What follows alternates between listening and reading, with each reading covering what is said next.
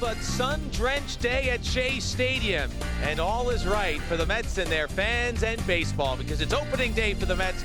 They get ready to take on the Chicago Cubs as Shea Stadium celebrates its 40th birthday, and the Mets get ready for play in 2003. And we welcome all our viewers on MSG to today's edition of Geico Mets on Deck. I'm Matt Loughlin. Thanks very much for joining us. And maybe Mother Nature did throw a bit of a curveball today, a little cooler than anyone would have expected, but she did provide plenty of sunshine, and the Mets get ready to take on the Cubs, opening up the season for the 7th time against Chicago, the first time since 2000 when these teams opened up the season in Japan. And of course, with opening day, all is right in the world, as the hope of a playoff appearance abounds for both sides. Young or old, opening day is special for the players.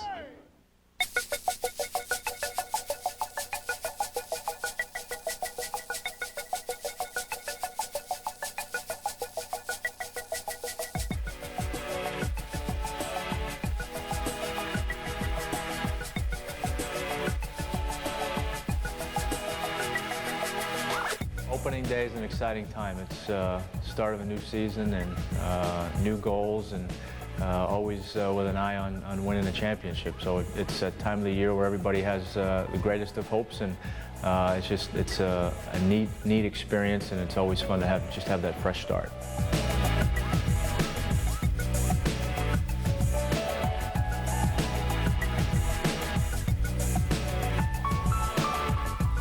Opening day is an exciting time for all of us because, you know, there's not that many guys that get to step foot on a big league field opening day.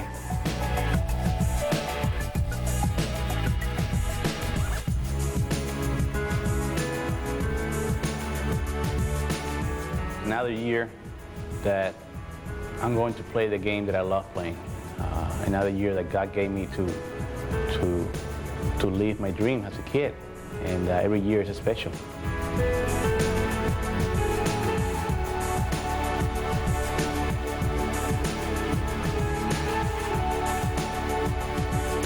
Opening day is tremendous. It's a lot of optimism. Beginning of the season, every open day is very exciting.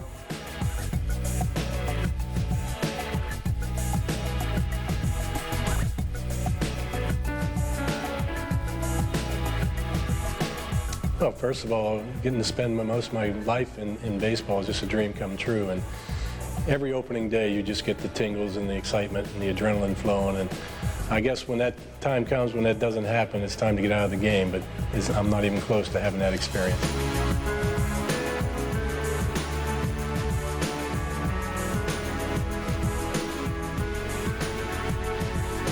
I mean, open day obviously is it's great fun for players, fans alike. I mean, it's just it's a rebirth. Everybody's in first place, and you're excited for the upcoming season.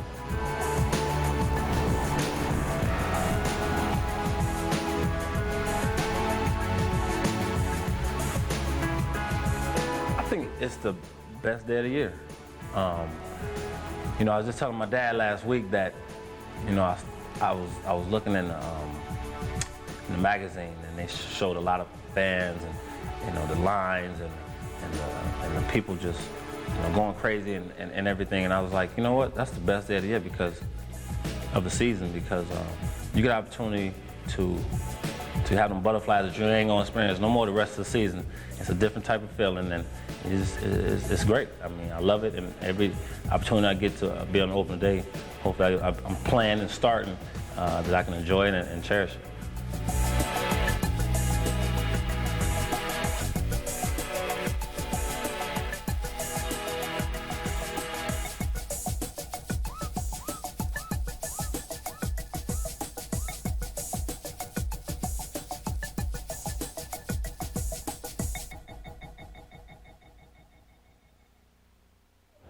Mets made a number of changes in the offseason. We heard from a few of those guys. We'll talk more about that a little later on. But one returning player from last year will be in the lineup today, and he'll be batting in the cleanup spot. We're talking, of course, of Mike Piazza. As you know, during the spring, was involved in that incident with Guillermo Mota of the Dodgers. Mike has been suspended, but that's being held pending an appeal. That'll take place shortly. So in the meanwhile, he will start something very important in his mind on opening day in 2003. Did not want to miss the first game of the season. When we come back, we'll spend some time with Art Howe, the man named after last season, to take over and run things today and in the future. Season, and during the course of today's game, we'll detail some of those.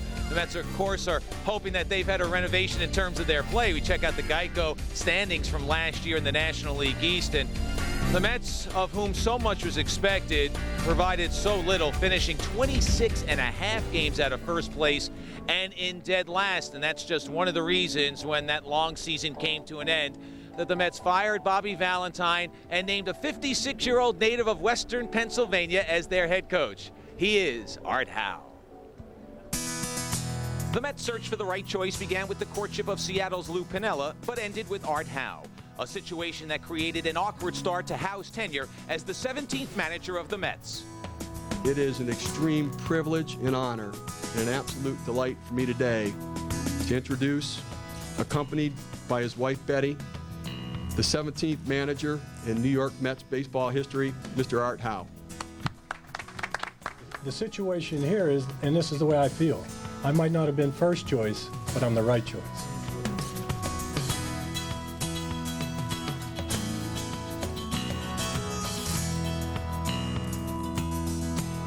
I just was looking forward to the challenge for myself.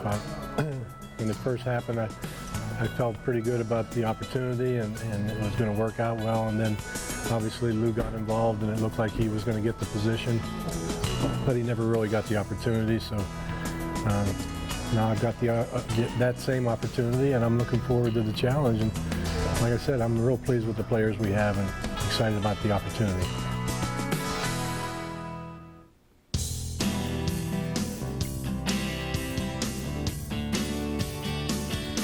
Enjoyed a stellar 11-year Major League career, began his post-playing days as a coach. Ironically, it came under then Texas Rangers manager Bobby Valentine. Howe would then go on to enjoy 5 fruitful years as manager of the Houston Astros, and then the next 7 with the Oakland Athletics, where he led the team to the playoffs in each of the past 3 seasons. Howe will now attempt to bring that success to a Mets team that struggled since going to the World Series in 2000, behind a stern but laid-back demeanor that stresses fundamentals. I try to manage what I have. I think that's what I do. I don't think you can come out and say you're one style of manager. To be effective, I think you have to be able to adapt, just like a player has to adapt every day to a different style of pitcher. You have to adapt to the players you have. And, you know, I'm going to adjust to what we have here in New York and try to make it work. I've been around this game long enough to know that you're only as good as the players you have on the field, and it's all about the players as far as I'm concerned. I try to keep it as low profile as I possibly can because I want them to get the credit because they deserve it. They're the ones winning games on the field. They're the ones performing. They're the ones that the fans come to see. And my job is to put them in a position to be successful as much as possible, and that's what I try to do.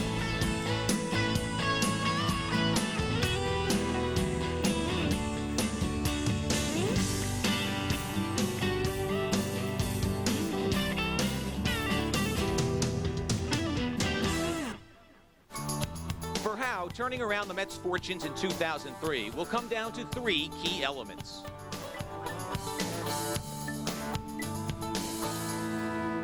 First one and the most important one for me is health. We have to stay healthy. With a veteran club, injuries tend to last longer, and you're going to miss players on the field a lot longer than with a younger club. Secondly, and almost as important, is the starting rotation. To get it healthy, we have Pedro that's not feeling real well at this point. We can get our rotation put together and keep them healthy throughout the season. We're going to be in the hunt. And third is probably defense. We have to improve our defense, but you have limitations there. You know, we have certain players that don't have a lot of range, foot speed and whatever. So you have to take the bad with the good. You have to understand that there are limitations there, and I hope our fans understand that you can't expect certain players to be able to do things that are physically impossible. I think the makeup of the club is, I'm excited about that. I think I can make some headway with this ball club. We've got some great players on the team. I know that things didn't go exactly the way everyone had hoped last year, and I feel that I can make an improvement. The right choice to lead a rebirth in Flushing. Their journey begins today for Art Howe. When we come back, we'll find out more about Art Howe's opening day pitcher. Tom Seaver, of course, one of the greatest right-handers of all time. A lot of pressure on those lefties. We'll talk to Glavin when we come back. Oh, a little grilling going out in the parking lot outside of Shea Stadium. The fans coming early and getting ready for today's game. The Mets opening up the season against the Chicago Cubs. And of course, the Mets made a big venture into the free agent market over the offseason. And the biggest name they reeled in is today's starting pitcher, Tom Glavin, making his Mets debut. The Mets are hoping he just keeps on keeping on.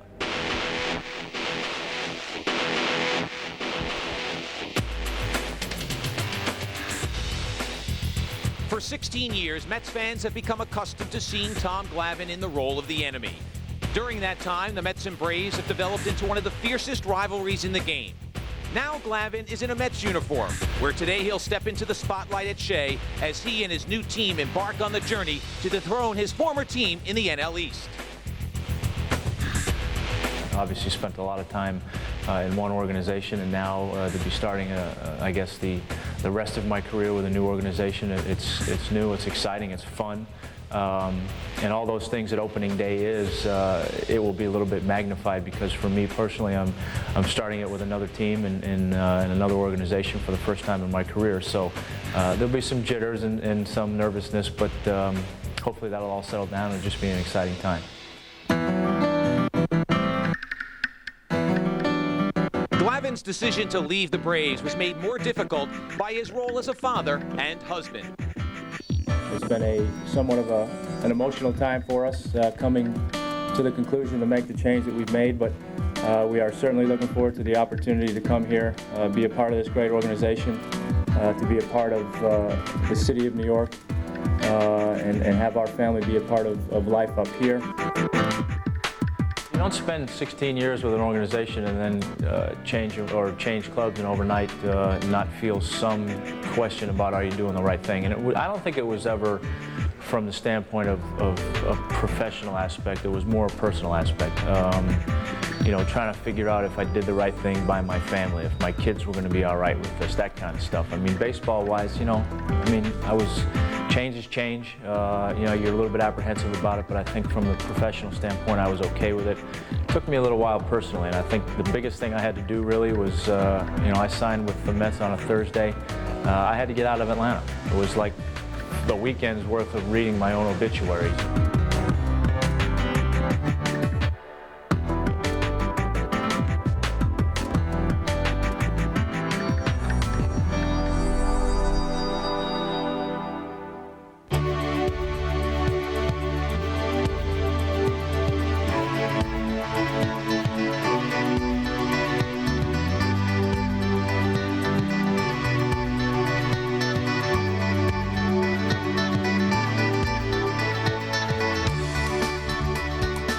Glavin's long been a part of a pitching-rich tradition in Atlanta, a tradition that he feels, given the arms already in place here in New York, can be replicated in 2003. I was fortunate that I had an opportunity to pitch alongside two great pitchers and do it for a long time. And there's no question that having been around those guys made me a better pitcher, and hopefully I did something to make them better pitchers as well. But yeah, that's kind of gone now, and now it's going to be hopefully, you know, me and whoever else, Al, Pedro, Steve, whoever. I mean, hopefully we can build the same kind of tradition with our starting rotation and our pitching staff here that we had for so long in Atlanta. And that's part of what intrigued me and made me want to come here, is to try and make this ball club, or at least help this ball club get to that level that Atlanta was for so many years. And I'm looking forward to trying to help be a part of making that happen.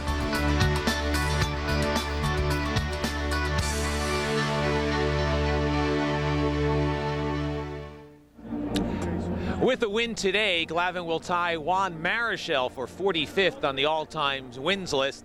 For Chicago, they'll go with a youngster, but he's got a pretty good track record. He's come back from injuries and is solid. We're talking about Kerry Wood, but first more on Glavin. Towed the rubber 17 times at Shea Stadium lifetime. Mets are hoping that he can do that 17 times this year. And last year, he had a memorable night, June 26, when he struck out Jay Payton for the 2,000th career strikeout. Kerry Wood, meanwhile, 2 games last year against the Mets, an 0-1 mark, but pitched very well. A 1.80 earned run average. That's also his ERA in 5 career games against the Mets. And so it'll be the 26-year-old right-hander, no longer the fireballer he once was, but he's still got some pop in that right arm against Glavin, who looks to improve on that 17-game mark of 6-4 at Shea. All right, let's check out the lineups for opening day here at Shea Stadium. First for the Cubs, who made many changes themselves. Mark Pretzelanek will start at second. Alex Gonzalez will bat in the 2-hole. Sammy Sosa, 1 home run shy of 500, bats third, followed by Moises Alou. Hee-Sup Choi will be at first base. Mark Bellhorn at third. Corey Patterson in center field. Damian Miller will catch, and Wood will bat in the number 9 position. For the New York Mets, they'll have Roger Cedeno leading off, playing center field this year. Robbie Alomar looking for a bounce-back season. Cliff Floyd, the new left fielder, bats third. Mike Piazza in the cleanup spot. Mo Vaughn with the new look, bats number 5. Ty Wigington will be down at third. Jeremy Burnitz looking to rebound from a poor season will be in right field. New shortstop, Ray Sanchez, and Tom Glavin batting number 9. Well, time to check out the hip injury report. And, of course, there are a couple of arms who are not with the Mets right now. And a couple 23rd of December when Cliff Floyd came into the fold. And, of course, the Mets also added Ray Sanchez and Mike Stanton. It was a big offseason of turnovers and changes for the New York Mets. We had a chance to speak with some of the new guys, including Cliff Floyd. After all the anticipation, opening day is here. Yeah, it's here, and I couldn't eat breakfast this morning. Didn't sleep good, but it's all good. It's a good feeling to have, and I'm just thankful that I got this opportunity. So I'm gonna try to make the best of it, have fun with it, do the best I can to help this team win, and no matter what happens, I'm happy where I'm at. So that's a good thing to come out of it. Very happy. I think that the fans, the Mets fans, they're looking for that winning combination, and that's exactly what we're trying to accomplish here. And after last year, I guess we need to do that from the get-go today. And to me, it's all fun every year that I get to start and get to play on a new team. It's more exciting. There's no question the Mets tried to make a change at third base after Edgardo Alfonzo was allowed to sign with San Francisco, but they couldn't find anyone to replace Ty Wigington at that spot. And guess what? After a great spring, the Mets are pretty happy that they didn't make a change. The question was his defense. There are still some question marks there, but he worked hard defensively. Everyone in the organization knew the guy could hit. He finished with a .397 average in the spring, had 25 hits. And the hitting didn't open eyes, but pretty solid spring down defensively at the third base spot did, and so he will be the opening day starter. First Mets rookie third baseman since 1981 when U.B. Brooks was the man who did that. It was a spring of work for Wigington. It's something he's known for. He enjoyed spending his time with some of the veteran guys. Probably getting to work with Jay Bell and be able to pick some of the guys' brains on the team and just try to learn from their experiences and use what I can to my game. What did you pick up from them mostly? Just basically talking about mental approaches to hitting and fielding and positioning a lot with Jay Bell, and it really helped me a lot. I know the way you are, it's all about proving yourself every day, but do you feel some satisfaction that you were able to solidify that starting job coming into the start of the season? Yeah, it definitely feels good to go out there and take the field with the opening day lineup, and hopefully from here I can just continue to get better, and we'll see where we end up. Still going to take 100 balls a day? Definitely. Well, maybe not 100, but he'll take a lot because he works very hard indeed. Shea looks great for opening day. A brisk breeze is blowing, but we're ready for baseball. We'll talk with Dusty Baker of the Cubs after this. That are 2 members of the Mets broadcast team, Ted Robinson and Gary Cohen. So direct your attention to the area just in front of home plate, where Ted Robinson will get our on-field introductions underway. Thank you very much, Roger, and good afternoon, ladies and gentlemen. And it's a pleasure on opening day to introduce the Mets opponents for this day, the 2003 Chicago Cubs.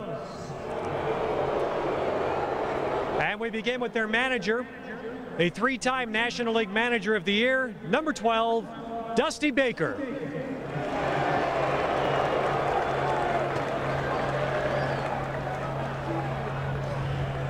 And now the Cubs starting lineup. Leading off, number 11, second baseman, Mark Rezolonic. Batting second, playing shortstop, number 8, Alex Gonzalez. Batting third, wearing number 21, right fielder, Sammy Sosa.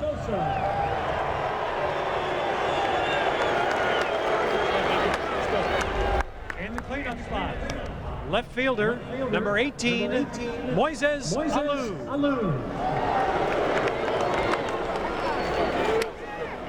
Batting fifth, number 19, first baseman, Hee-Sop Choi.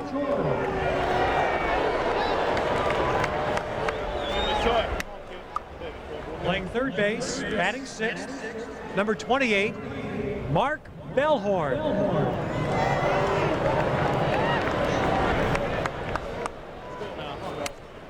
Playing center field, batting seventh, number 20, Corey Patterson.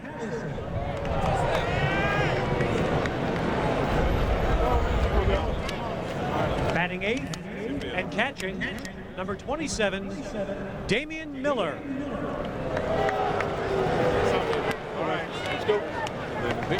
And batting ninth, the starting pitcher, warming up in the Cubs bullpen, number 34, Kerry Wood.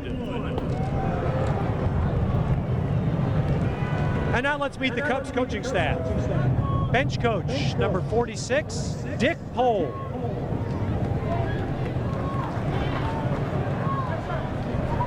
Third base coach, number 3, Wendell Kim. Let's go.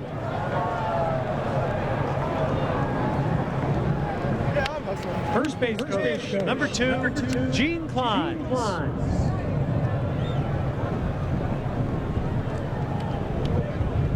Hitting coach, number 36, Gary Matthews.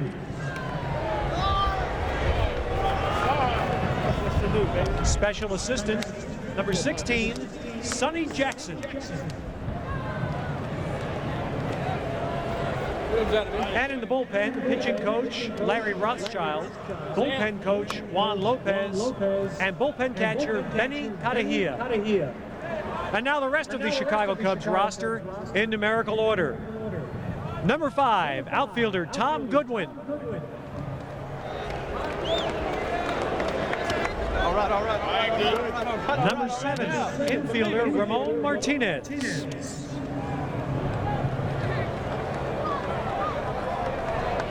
Number 9, catcher Paul Bacco.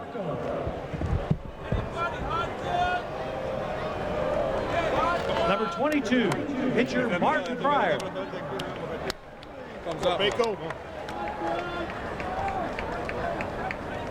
Number 25, outfielder Troy O'Leary. Number 29, infielder Lenny Harris.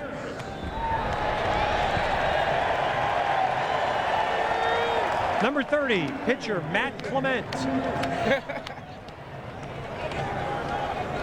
Number 31, pitcher Mark Guthrie.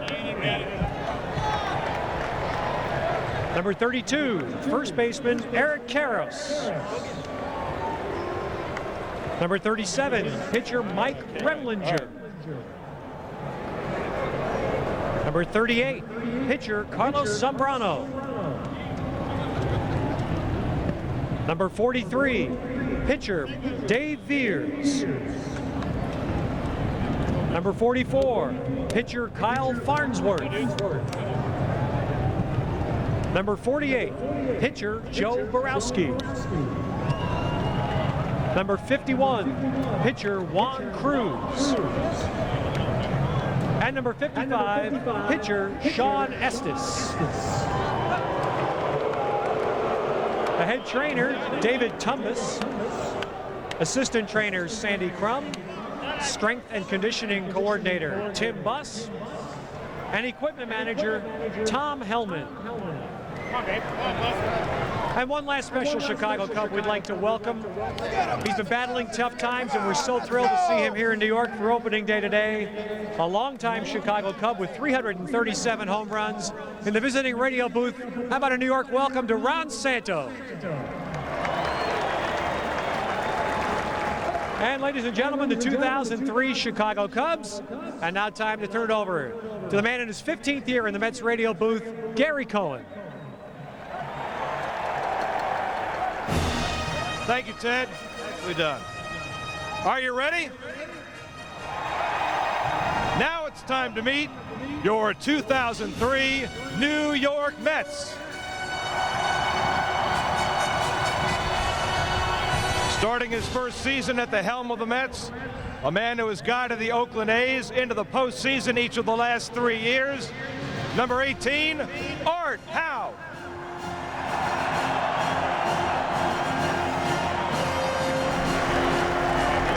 For the Mets starting lineup. Leading off, the center fielder who set a franchise season record with 66 stolen bases in 1999, number 19, Roger Cedeno.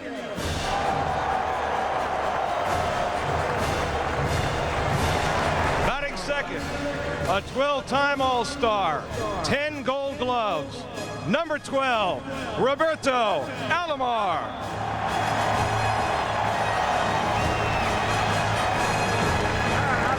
Batting third and playing left field, a former member of the 1997 World Champion Florida Marlins, making his Mets debut, number 30, Cliff Floyd.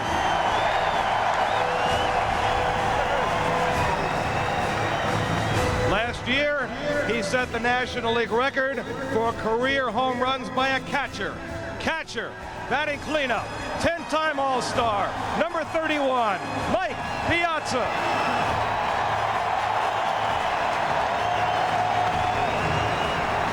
Batting fifth, playing first base, the 1995 American League MVP, a Connecticut native and alumnus of Seton Hall, number 42, Mo Vaughn. Batting sixth, starting his first full season in the major leagues, a 300 hitter last year, number 9, third baseman Ty Wigginton. He collected his 900th career hit last season, batting seventh. Right fielder, number 20, Jeremy Burnitz.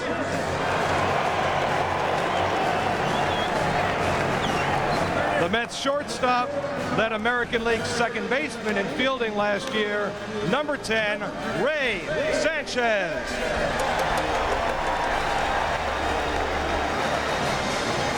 Making his Mets debut on the mound this afternoon is a two-time Cy Young Award winner who has won more games than any left-hand pitcher over the last 14 seasons. Warming up in the Mets bullpen, number 47, 8-time All-Star, Tom Glavine.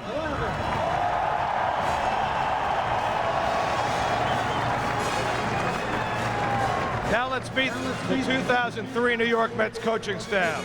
In his first season as the Mets bench coach, number 25, Don Baylor. Beginning his second year as third base and infield coach, number 4, Matt Galante. The first base and outfield coach is another Mets newcomer, number 2, Gary Pettis. Making his Mets debut as hitting coach, number 15, Denny Walling. Returning for his second season, number 60, batting practice coach, Juan Lopez. In the bullpen, a 15-year Major League veteran who now joins the Mets as pitching coach, number 53, Vern Rule. And acting bullpen coach, number 56, Randy Neiman. Still recovering from surgery, unable to attend today, the Mets' new bullpen coach, number 54, Rick Waits. And now it's my pleasure to introduce the rest of the 2003 New York Mets. Number 3, catcher Vance Wilson. Number 5, outfielder Tsuyoshi Shinjo. Number 6, outfielder Timo Perez. Number 11, infielder Joe McEwing. Number 17, pitcher Graham Lloyd.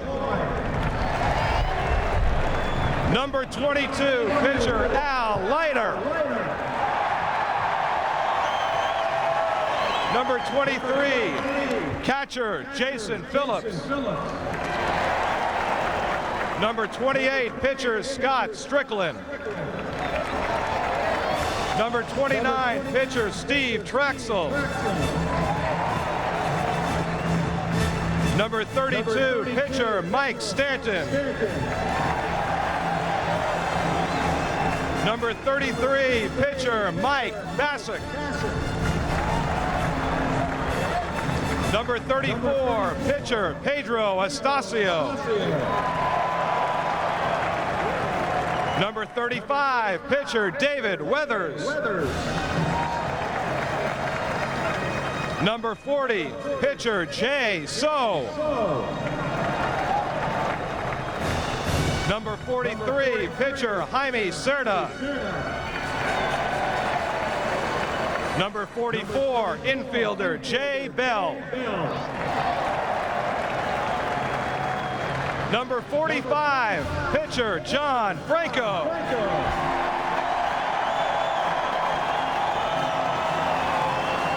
And number 49, pitcher Armando Benitez. The head trainer, Scott Lawrenson.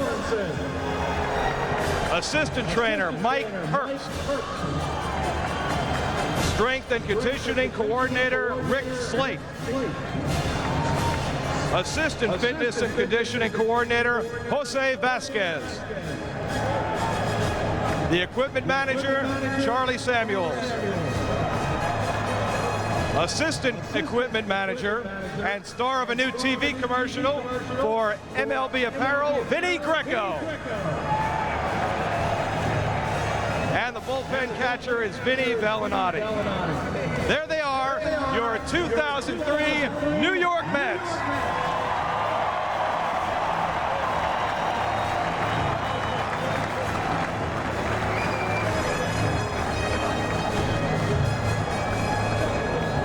Ladies and gentlemen, how about a nice round of applause for Gary Cohen and Ted Robinson.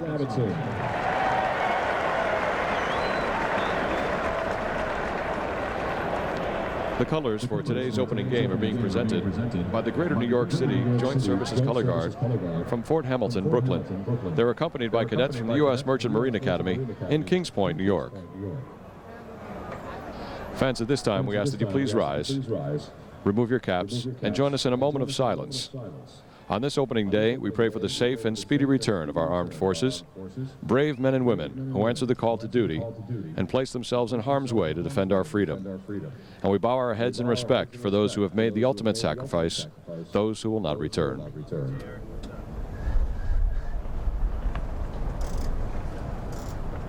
Okay.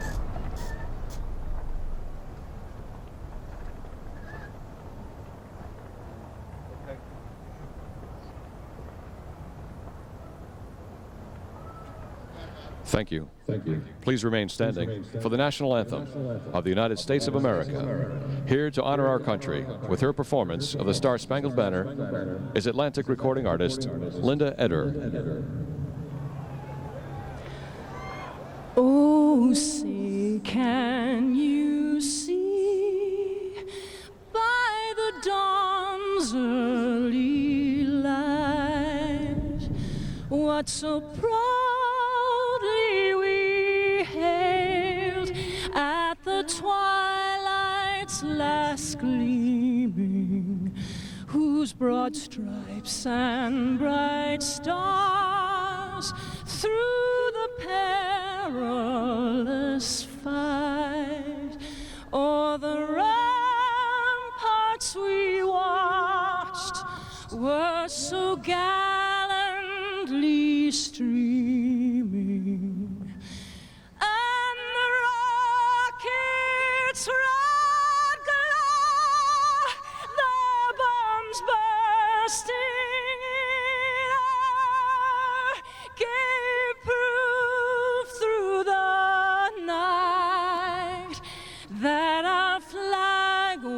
you're still there.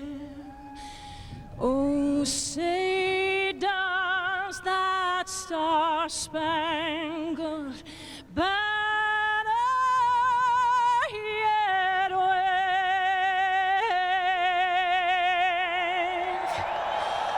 o'er the land of the free and the home of the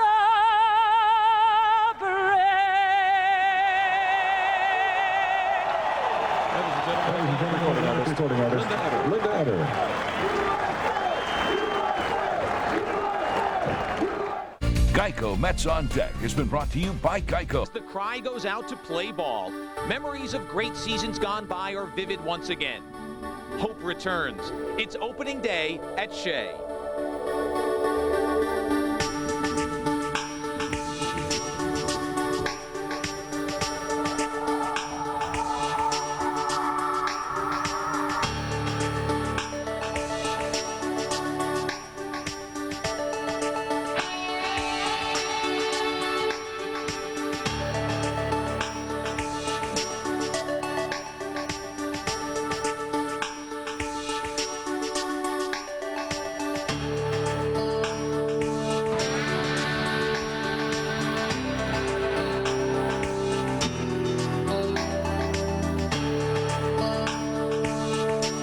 With the coming season comes the hope that this current group of Mets will create more championship memories and that the names and faces of the 2003 Mets will become a part of the Mets' rich history. The 2003 opener is next on MSG.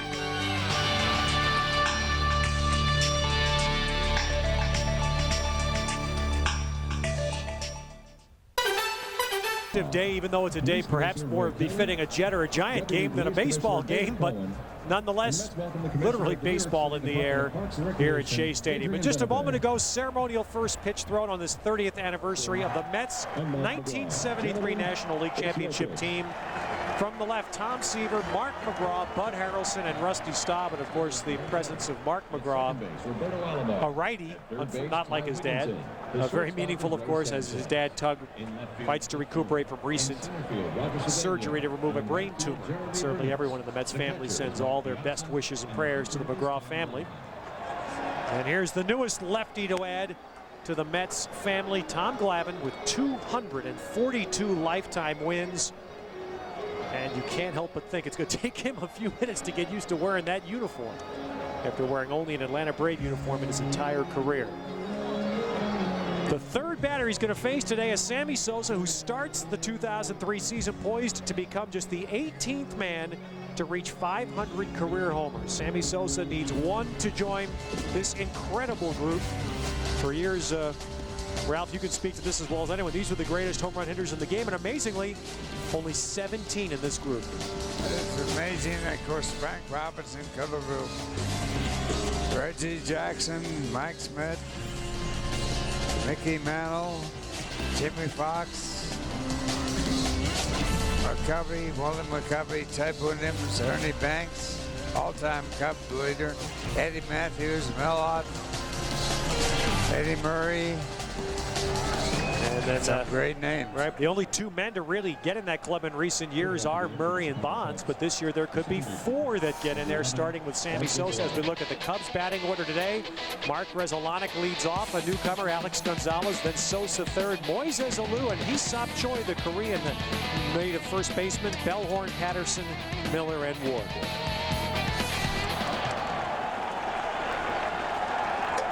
So with a roar building, Tom Glavine set to deliver the first pitch of the Mets season. And it's vintage Glavine. Outside corner at the knees. You're going to see a lot of that. He works the outside part of the plate. He will come inside just to brush you back and then go outside again. He has marvelous control. Two-time Cy Young Award winner. That's his patented pitch. A little turnover. Somewhat like a screwball right there. And Mark Rezolanic now with the Cubs after being with the Dodgers for several years. And Rezolanic was not supposed to be their starting second baseman. It was the big Probably the biggest story that came out of the Cubs spring training camp was that Bobby Hill, a rookie, didn't win the job. They tried to give it to him, and Grzelcyk, who was hurt much of the spring, took the job.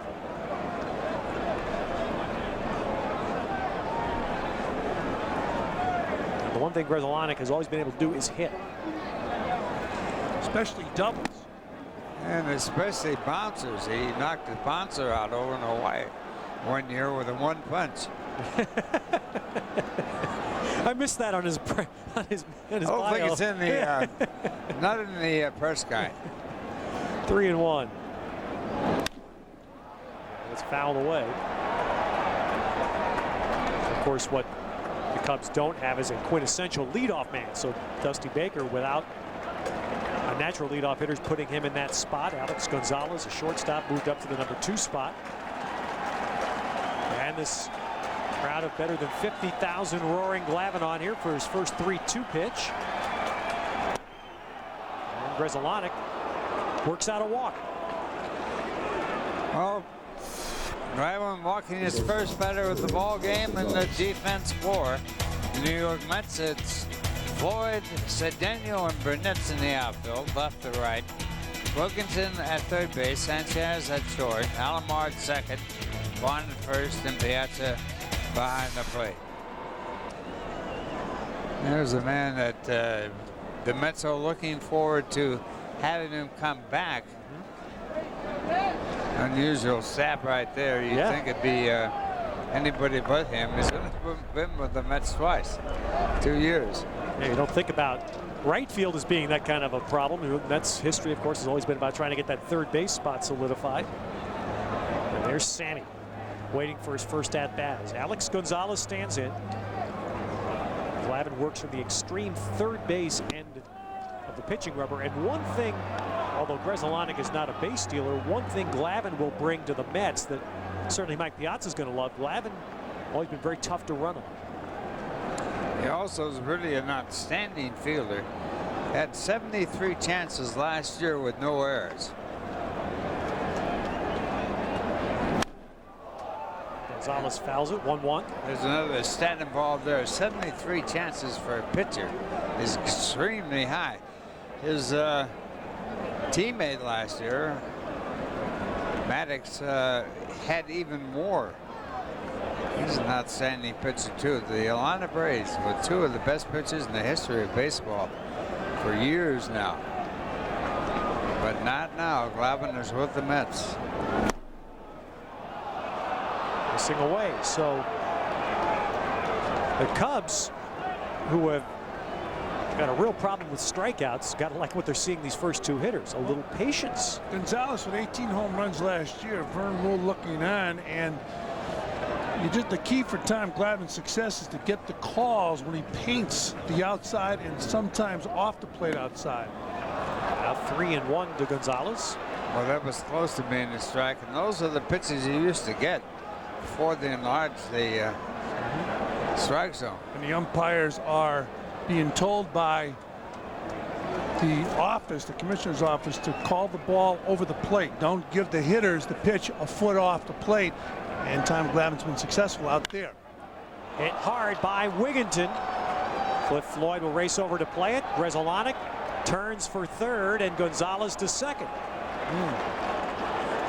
Well, there is not a good play at all by Cliff Floyd. He had to throw that ball to second base, not third. He had no chance at third base. You got to keep the runner off of second base. So now 2 men on in scoring position with nobody out. This throw should have gone to second base. Might not have got him, but he should be looking that way. The other thing you can see in that replay, the Mets left second base unoccupied. Mo Vaughn was in a foot race with the runner Gonzalez to try to get to second base to cover. Yeah, that's a bad matchup right there. How about Gonzalez? He seemed like he was going to settle for first base. So here's Sosa at 499 career home runs. I'm sure Tom Glavine doesn't want to give him anything to hit, even though it's the first inning. You got a Lou on deck. Well, Lou, a good hitter. Sosa's had some success against Glavine. Well, Lou, a bad year last year with the Cubs after Goodwin. Ball fouled is going to be out of play, 1-1. Jeff Idelson from the Baseball Hall of Fame is in town waiting for that home run Jeff drove down from Cooperstown today. As soon as the ball is hit, if it's hit over the fence, you'll see congratulations to Sammy Sosa, and you see Jeff Idelson chasing somebody with the bat. He'll be down there looking for a souvenir for the Hall of Fame. Sosa has averaged 58 home runs his last 5 years in the major leagues and has won only one home run title. He has hit 60 or more home runs 3 times. Nobody has ever done that. He has 3 lifetime homers off Glavine in 45 at-bats. You saw the Mets, Roger Cedeno shading Sosa a bit towards right center. That's really a clue as to where Glavine is going to keep the ball. He's going to keep it away from Sam. He does it again and gets the strike, and Sosa shoots a look back at John Hirschbeck, the veteran home plate umpire.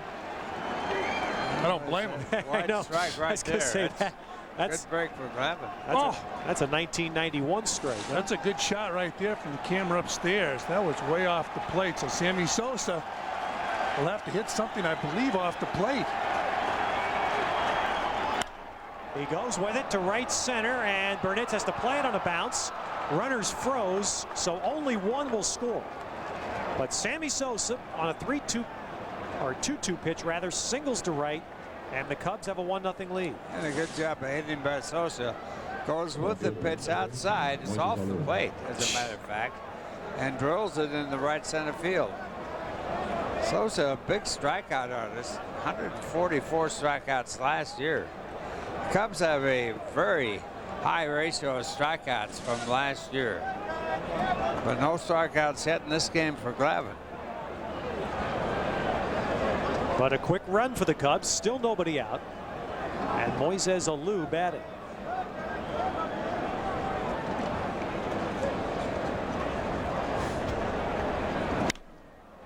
And Alou fouls it away. He is the player who to the Cubs is the equivalent of what several players are to the Mets. This is the guy they're looking to rebound from a very subpar year. He started out hurt, but ended up playing a fair number of games, which never got his stroke going. He's been hurt quite a bit throughout his career as you look at the base runners. But Alou, having that off season last year, trying to rebound, showed up in shape this year. And the Cubs, Piazza blocking that ball, runner at third. And Mike Piazza knows he's got to get that body in front of the ball. You try to get that glove down there also. Sometimes the glove gets in the way. Right there, when you scoop a ball like that, there's a lot of luck involved.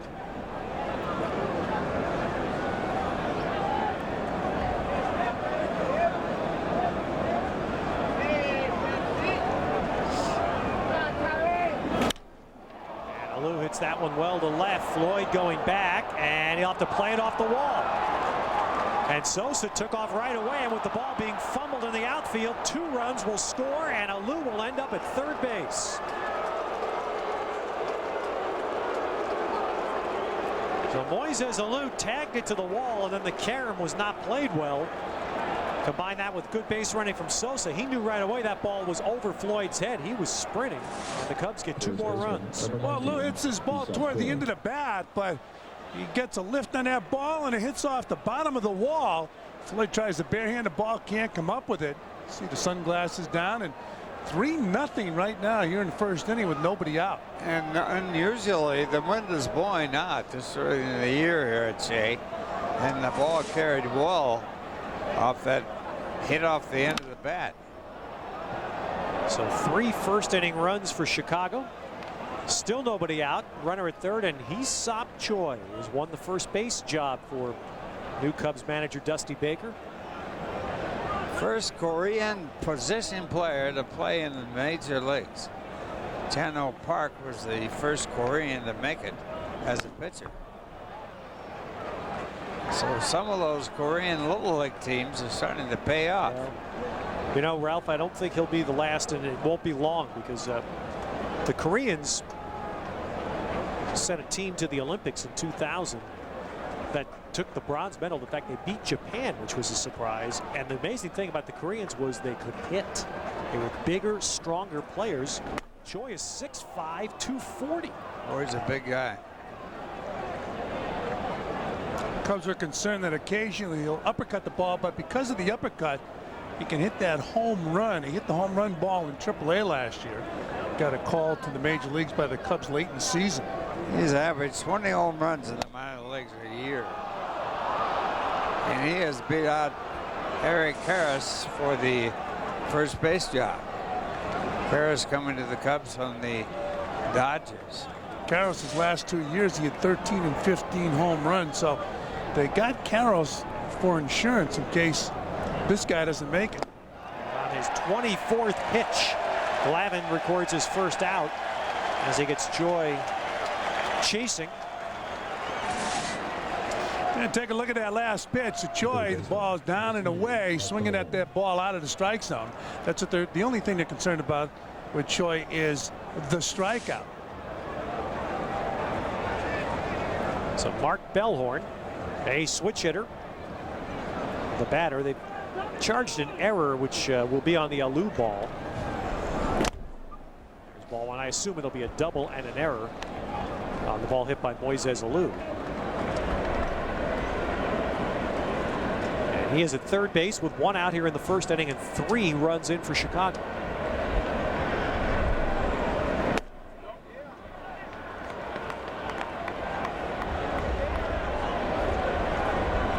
Here's the Mets captain, John Franco, who said this morning he'll be back. He'll be pitching sometime this year. Al Leiter right behind him will pitch Wednesday.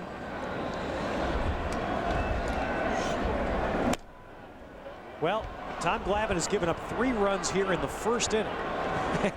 And then maybe the only thing more stunning is I look up at the scoreboard and see that in Atlanta, Greg Maddux has given up 4 runs in the first inning on opening day. What are the odds on that? How about that?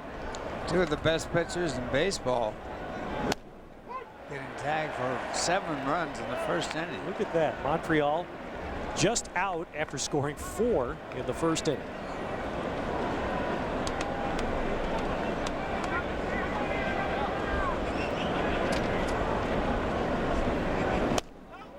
The infield in, the walk to Bellhorn. So now Glavine, having walked 2 in the inning, will get a visit from Vern Rule. And left-handed batting Corey Patterson will come to the plate.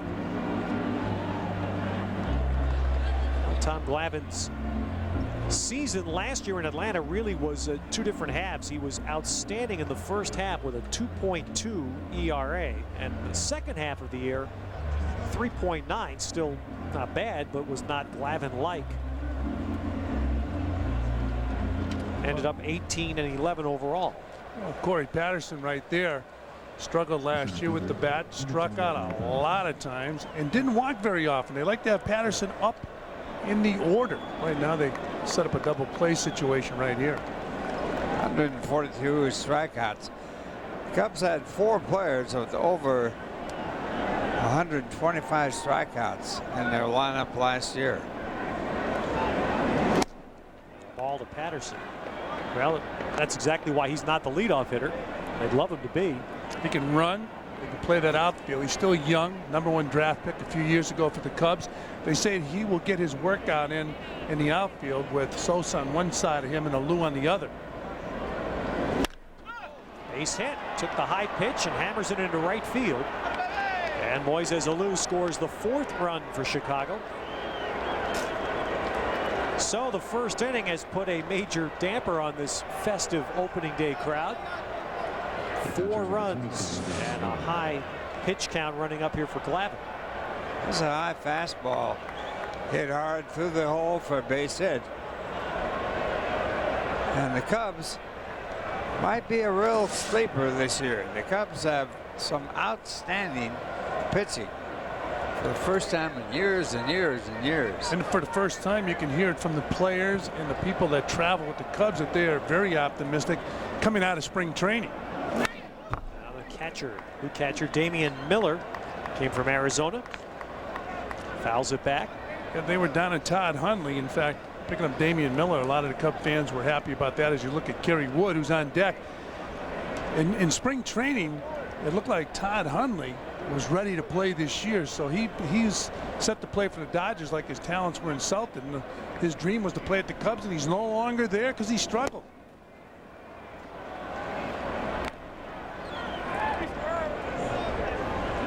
So Tom Glavine, who in his career, I mean, most outstanding pitchers fall into this category. Glavine certainly has. He's a guy that if you get him, you generally can get him early. You have to, on good pitches, you really have to get them early, and the Cubs have done that right now. Good play. There's what Glavine needed. Ground ball. The new Mets double play combo. Sanchez and Alomar turn it cleanly, and that gets Glavine off the field, but not before the Cubs score 4. Glavine's face after a 4-run first inning for Chicago. Now the Mets batting order. Roger Cedeno back in the leadoff spot that he opened up last year in. Roberto Alomar cemented in the number 2 spot. Floyd, Piazza, Vaughn in the middle. Wiggins in 6. Burnett 7. Ray Sanchez now in the 8th spot. And Glavine bats 9th. And Kerry Wood in the mound for the Cubs, 4 years removed from his arm surgery. Had a solid season last year with those 12 victories. And he can throw. Struck out 217 batters 2 years in a row. Last Cubby to do that is Hall of Famer Ferguson Jenkins. Yeah, you saw Cedeno's numbers. He's the one Met that really stands out, having had some success against Wood, who has been one of the toughest pitchers to hit during his major league career. Boy, he came up. When he first came up, what a breaking ball and a fastball. He struck out 19 against Houston. 20. And I'm telling you, he threw sliders in that ball game. Unbelievable. 20 strikeouts as a rookie pitcher, the all-time record. Cullerson had the record at 19. Then he hurt his arm. And like I said, 4 years now removed from arm surgery. Wood doesn't have the wins to show for it, but last year, the second half of the season was when he finally started to look like Kerry Wood again. He had a 3.2 ERA after the All-Star break, but the Cubs were so bad they didn't score any runs for him. Bullpen really struggled too. And he had a lot of blown saves as Cedeno works the count to 3-1. Yeah, the starting pitching for the Cubs, highly respected. Their bullpen really struggled last year. Cost them a lot of ball games late in the game. On the left is Cubs pitching coach Larry Rothschild, the old Tampa Bay manager.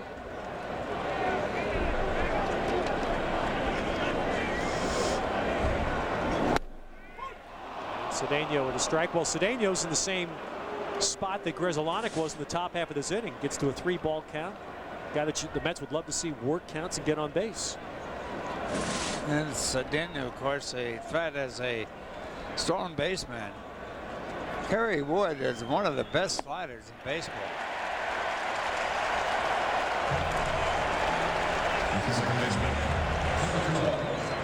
Here comes Alomar after Cedeno draws the leadoff walk.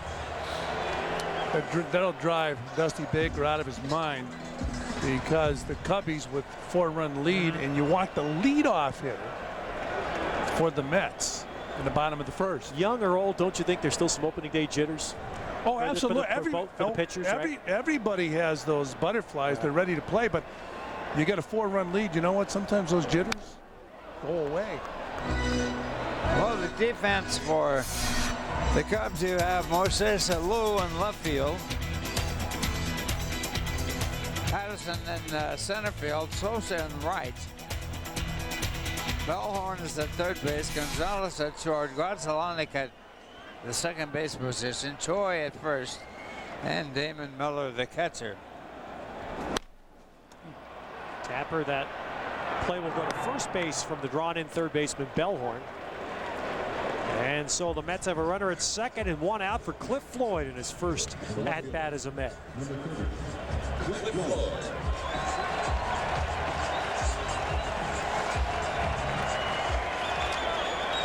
So Cliff Floyd, who has embraced his opportunity to play for the Mets, got himself in tremendous shape in the offseason, had a wonderful spring.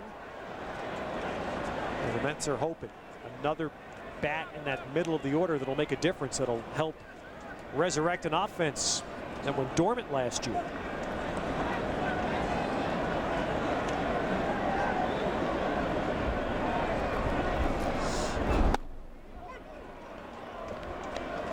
Good live fastball. Floyd broke in with Montreal, and he broke in before 50,000 people, and that's really a surprise. 50,000 people in Montreal is amazing. And he got a standing ovation. He had to step out of the batter's box to acknowledge it. He stepped back in and struck out. Struck out his first 5 times up in the major leagues. He was really a heralded ball player and never has quite reached the pinnacle that people thought he would reach. Of course, he had a severe injury that he sustained here at Shea Stadium, running into Todd Hundley at first base. I didn't think he'd ever play again. That you know, I was doing a post-game show, and after the game, they said that the report was he probably will never play again, which upset Montreal because they're saying now, you know, we don't have that. We don't have the doctor's report, and everybody's saying his career is over. But luckily for Cliff Floyd, he was able to come back strong. Cliff Floyd, not a real admirer of Bobby Valentine. That happened last year when Valentine told him he was going to be in the All-Star game, and then wasn't taken. So he had words to say about Bobby, and then he did make the All-Star game when Larry Walker couldn't play, and they put him on the list. Well, Floyd had a good rip. Now it's 0-2. I think he had a reason to be unhappy when Valentine didn't take it. He had bought $16,000 worth of non-refundable airline tickets. Well, he just got a look at a nasty breaking ball from Kerry Wood. That's on 0-2. This is a Gerd ball, a slider type pitch. He's got one of the best in the game. He can do it. Well, Mike Piazza, his 5th opening day start as a Met. And Piazza has had some success with Wood. He beat him with a home run in a game here at Shea last September. He's got 3 career homers off Wood. How about that first pitch? 94, here it comes. Well, you can see the life in that ball. It really took off. Piazza's hit 3 home runs off of Wood. Only man to have more was Jeff Kent of the Giants, formerly of the New York Mets. He had 4, and Piazza's had 3. It's a great location. Fastball, yeah, right and there. the location is terrific. Same place as the first fastball. Inside fastball. It ties up Piazza right there with that fastball. This is a tough day to hit. It's cold. Although the sun is bright, when it's cold like this, it's really tough on hitters. He's pounding him inside. He wants that heater inside. You know, that's the so-called story on Piazza now, is to pound him inside. He hits the ball away from him as well as any batter I've ever seen. I didn't see Rogers Hornsby hit, but Hornsby was one of the great hitters of all time. Certainly the best right-hand batter that ever played. With the possible exception of someone you probably never heard of, Al Simmons. Here's that last pitch, and Mike started, and then he had to start. He started slowing his bat down, started up again. Got to be that hanging breaking ball, and he just missed it. And Kerry Wood slapped his leg after he threw that pitch because he knew it was in Mike Piazza's power zone, especially a hanger. Piazza out to center, into left center, driving Patterson way back, but his speed is able to run it down. Boy, Piazza really hit that ball, but the good speed of Corey Patterson runs this down and saves a run for Chicago.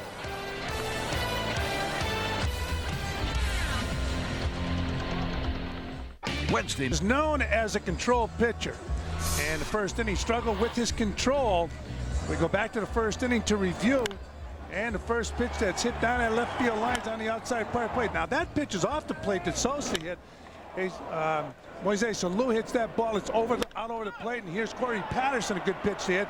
So Tom Glavine struggling with his control, and after watching Tom for all these years, you know that Tom Glavine needs pinpoint control to be successful.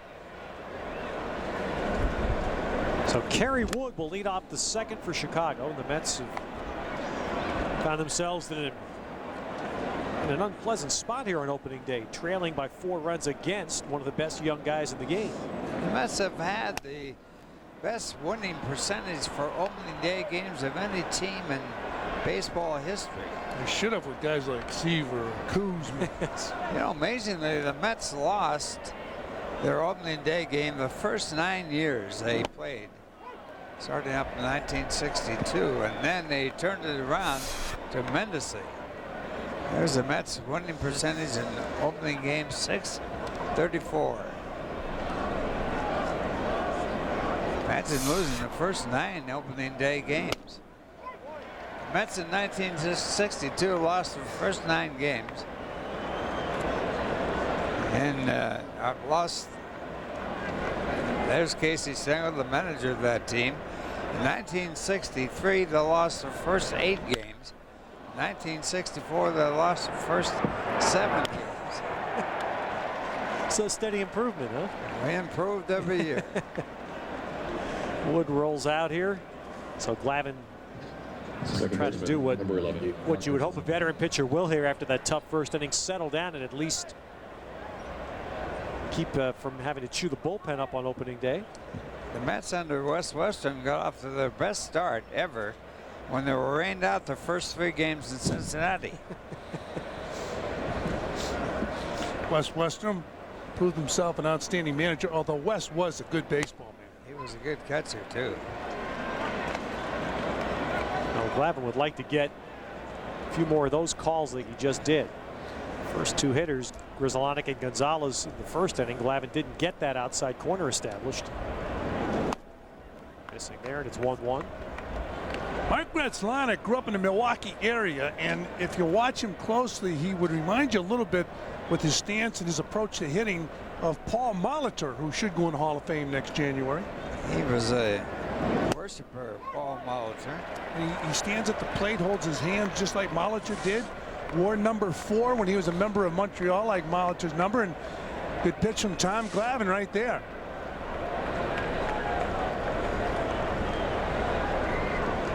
He had a couple of really good years for Montreal. Well, we mentioned the double department. He could hammer those doubles up there at the Big O. One of the top 2 base hitters of all time. So it stays 2-2 to Grizzlonic.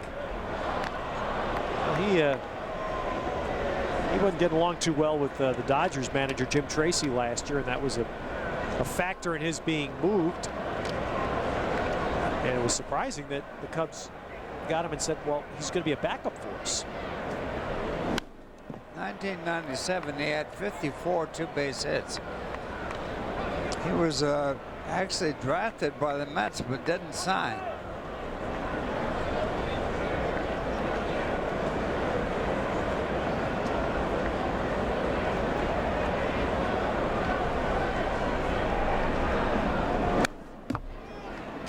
Coming in with the fastball, stays 2-2.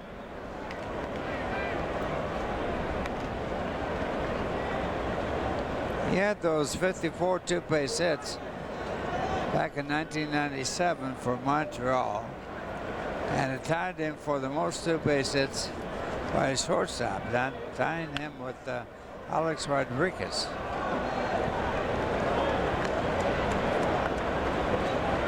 He loved it, that turf, took advantage of that turf. He had some trouble contractually. I guess everybody had trouble contractually up in Montreal, was unhappy, and ended up in Los Angeles as a member of the Dodgers. During the offseason, he works on his defense at Bucky Dent's baseball camp in Florida. In fact, Mike Piazza works out there also.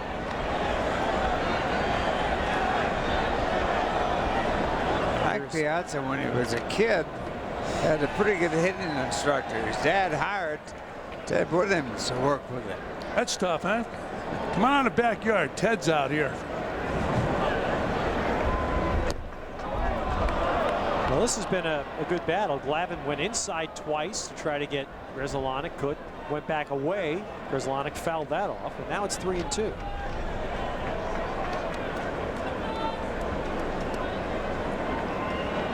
So with 1 out in the second inning, this is pitch number 50 for Glavine. This kind of at bat will only lessen the chance that Glavine's going to last a long time in this game.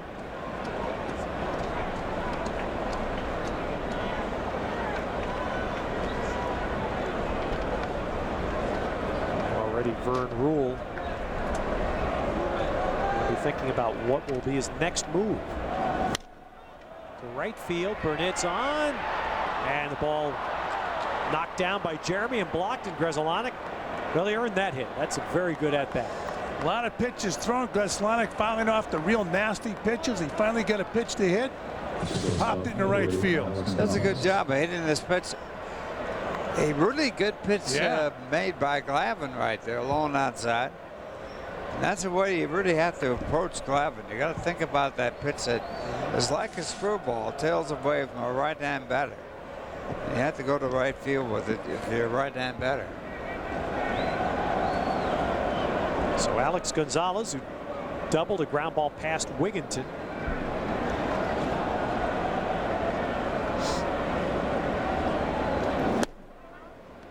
One thing that with Glavine and the number of pitches he throws away, you tend to not expect many balls to be pulled down the third base line. It's the opposite of Al Leiter. And that's where Gonzalez caught the Mets in the first inning. Wigginton was not playing, he was playing off the line a little bit. Gonzalez did pull one by him. And that ball was away. The ball he pulled down the left field line. Gonzalez with 136 strikeouts. Sosa with 144. Bellhorn with 144, and Patterson with 142. 4 players in the Cubs last year with over 125 strikeouts.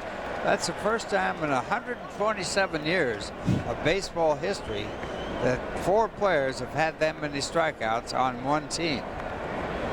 That's one of the reasons why the Cubs had so many difficulties. Yeah, that's our Panasonic Fast Facts, brought to you by Panasonic, ideas for life. Well, Gary Matthews, an outstanding left fielder in his day, is the new hitting coach of the Cubs, and that's his #1 goal. He's got to reduce that. Well, a couple of years ago, Milwaukee set all kinds of strikeout records, and their batting instructor was Rod Carew. Yeah. There's Sarge. Now you got to get the players to listen. What are you trying to imply?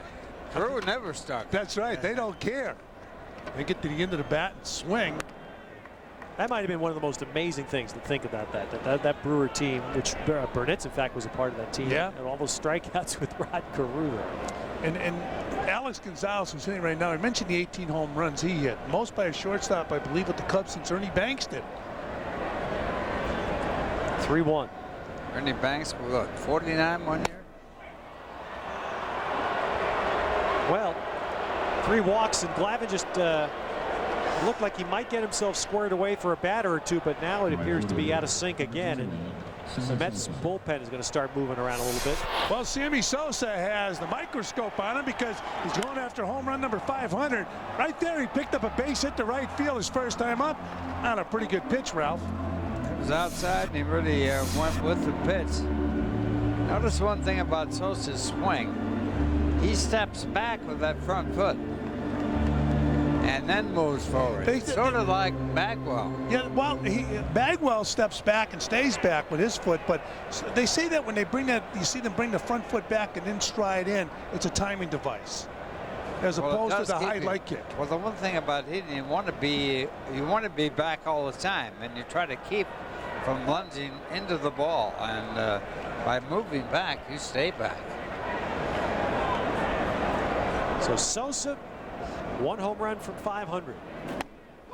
Glavine gets the strike on the outside. Seems like yesterday when they made that trade. Well, first off, Texas sending him to the White Sox, and the White Sox sending Sosa to the Cubs. Bassick warming up in the bullpen. And that was a trade that was criticized by Cub fans. George Bell was the man who was involved in that trade.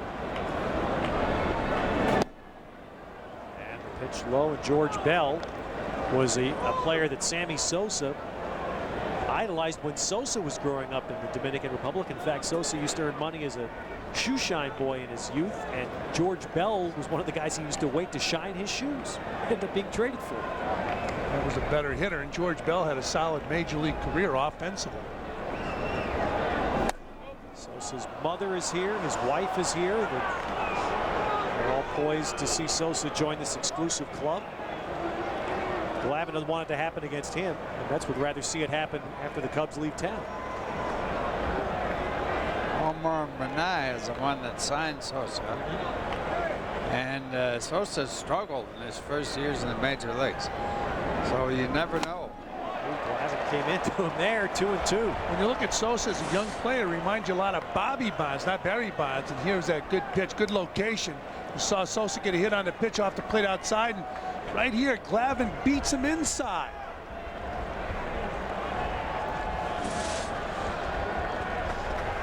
Two on, one out. Sosa's second at-bat of the day. Now full count. One thing that they've always done with Sosa when he was not hitting as well as he has been in his later years in the major leagues is that he would swing at a lot of balls that were way out of the strike zone, curveballs in the dirt. Finally learned a lot about laying off that pitch and now became one of the great hitters. Taps one, maybe tough for two here. Let's see if Alomar can turn it. No, Sosa legged it out. Just hit slowly enough, and Sosa, like a lot of players to see the swing, looks to be slimmed down a little bit. And Sosa got down that line nicely. Good job by Sanchez, who played for the Cubs, getting that ball off the mound as it took a bad hop. Sosa running very well there, so he has lost Sosa's some weight. A little less of Sammy than it was. I think he took his money belt off. Well, I'll tell you, the guy smiling about that in some way, not right now with the score, is Don Bailey. That's coach who, when he became the manager of the Cubs, kind of challenged Sammy to become the all-around player he had been. Yeah, because he had lost it, is right. He had lost it for a few years and was only concerned with his offense, but Sammy's a good all-around player. If he has one problem, it's with the strikeout, but other than that, a complete player. And Don Baylor really got into hot water when he joined the Cubs as a manager and criticized Sammy for not taking his defense serious enough. There is Don, and he is got a tough battle on his hands right now. He's diagnosed with multiple myeloma. It's a bone cancer and a very difficult thing to beat. Mel Stoudemire beat it with the Yankees, came down with that horrible disease a couple of years ago. Alou hits this one to right. So it's a struggling inning, but Glavine will get out of it unscored upon. Two Cubs left on base. And we move on to start things off for the Mets in the bottom of the second.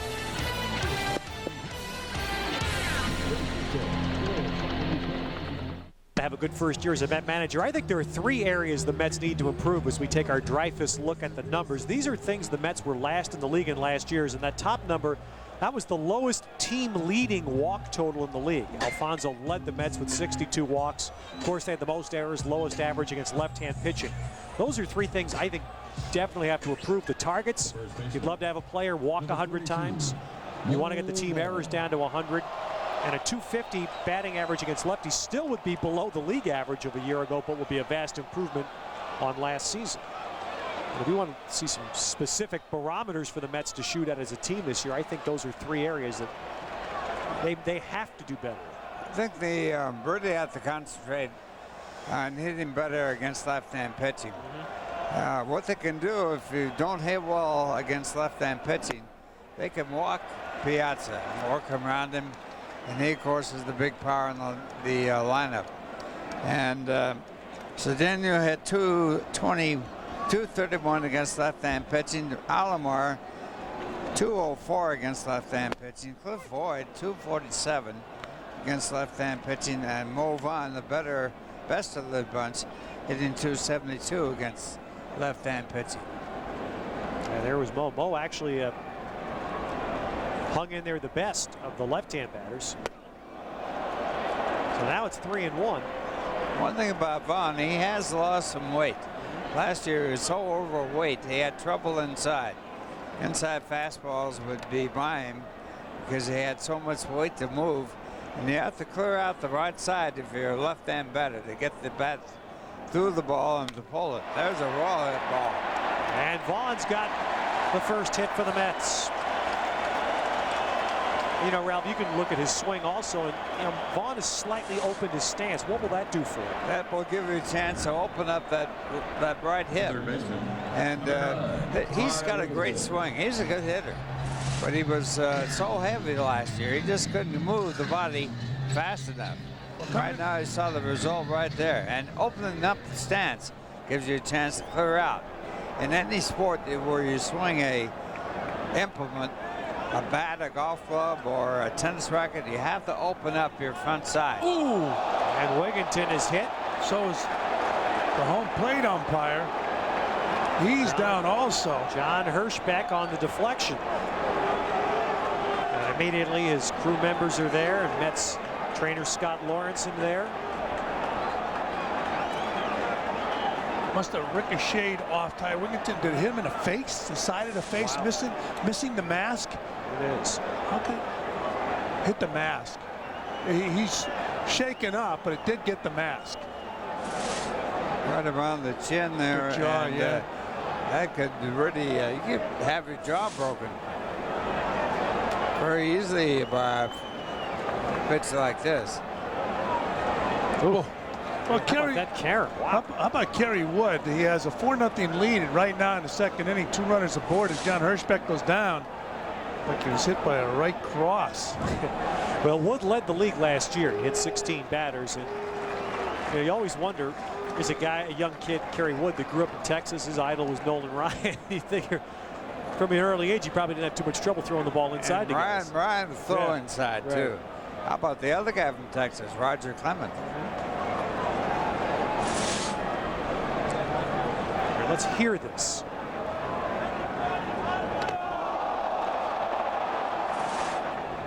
Wow, a double thud there. That's a bad one. So John Hirschbeck just trying to clear out the head here. Both managers along with the umpires there. And the Mets have a chance to do some damage to Wood. They've got the first 2 men on here. Nobody out. You would have thought coming to the ballpark with the cold weather, the wind blowing, and with these 2 pitchers, it'd be a low-scoring game, but it doesn't figure. Hirschbeck ready to go, and I think, Ralph, you pointed out earlier, it's unusual for this early in the year. The saving grace today is the wind's blowing out, saving in terms of comfort for the fans. Usually if the wind blows in, and it is this time of year obviously very cool on several of the days in the spring. That flag is not a real good indication of how hard the wind blows there. When the Jets played football here, you never could tell which way the wind was blowing. That's the better one. They put there, you see another angle of it, and they used to put little flags on the goalpost. So when Turner was trying to kick field goals, he knew which way the wind was blowing before the goalpost. Wood misses with the curve. 1-1 to Burnett's. Look around at the field that is in great shape given the weather problems that we've had here to endure this winter. Time called before the pitch. A balloon blew across the field. That's what Kerry Wood. Time. Yeah, Kerry Wood even questioned it, and Hirschbeck, the umpire behind home plate, pointed to the balloon. Burnett's a really tough year last year, especially against left-hand pitching. He had 174, and he's going to see a lot of left-hand pitching this year. Curveball, 1-2. He had a pretty good spring. Now the Mets are fortified if they need help against the lefties with Shinjo being back. Good breaking ball there. And Shinjo had an excellent spring too. Burnett's just beyond the reach of Choi. That will get Mo Vaughn home. Wigginton to third and Burnett's to second.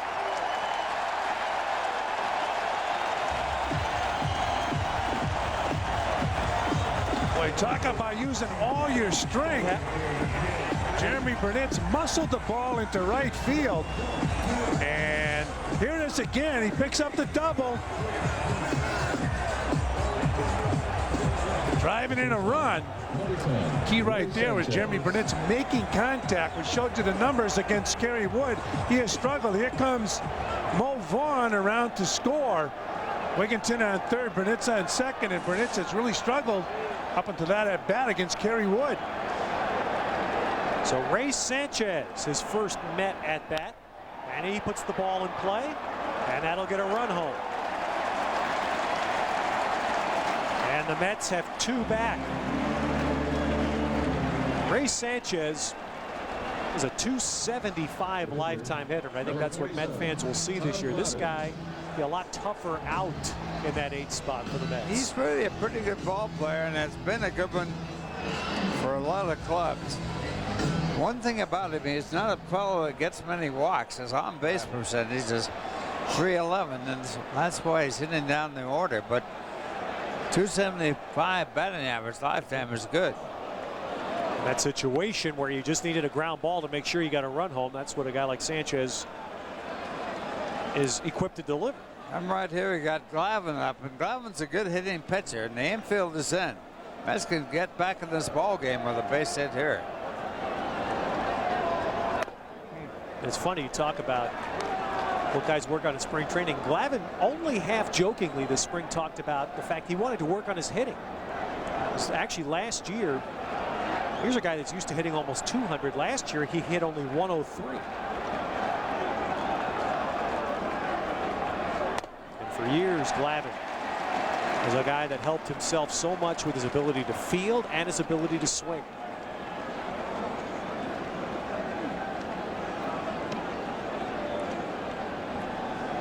Burnett's at third, 1 out, 2 in for the Mets. Leiter's hoping some of that hitting will rub off on him. 2-2.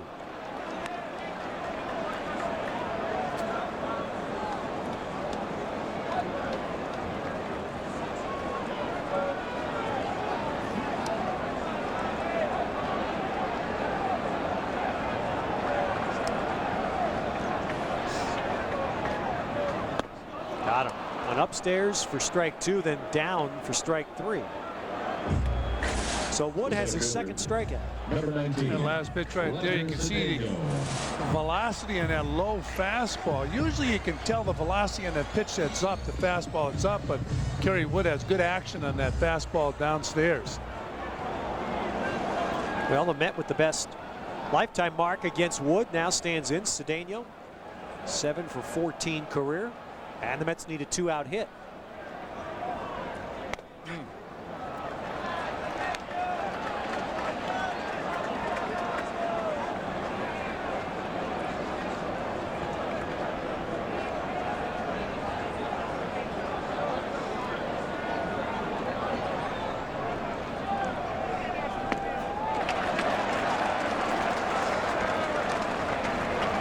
Wood's command, sure not what he would like it to be. Wood did not pitch for 2 weeks in Arizona. He had an inner ear infection.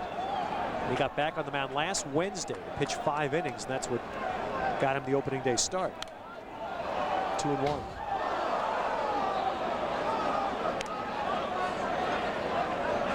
Alomar next.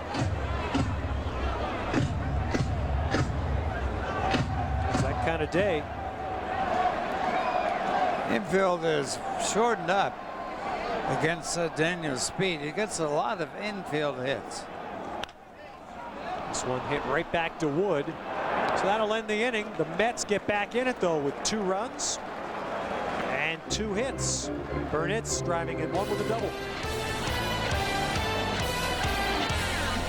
Let's look inside the MSG Life. Have you met Life today? By T-Mobile, get more minutes, more features, more services. And by the New York Post. Order 12 weeks of the Post, get a second 12 weeks free. Call 1-800-552-7678. Well, it's a shame we moved to the third inning on opening day. Tom Glavine has made a history for himself in Atlanta of getting through innings and minimum number of pitches. Well, not today. 65 pitches for Glavine in the first 2 innings.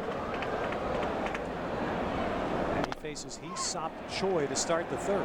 Well, you watch Tom Glavine throw that ball, and he struggled in the first inning, but it's a lesson on pitching. He never overthrows, tries to hit the target at all times. Besides being a finesse pitcher, he struck out over 2,000 hitters. Choi drives that up the gap, and Floyd plays that off the wall. It'll be Cedeno actually to play it off the wall, and Choi has a double. Well, Glavine having a real tough time in his debut with the New York Mets. Third baseman, number 28, Mark Bellhorn. Fastball away and hit to left center field. And that is going to make the Cubs happy because they gave Choi the opening day start against a lefty instead of Eric Karras. Jesse Baker happy about that. Yep. Gary Matthews there. Happy. Karras is probably going to play Wednesday night here against Leiter, but they wanted Choi to be in their opening day, and he is backed it up with a double here. And now Bellhorn takes ball one.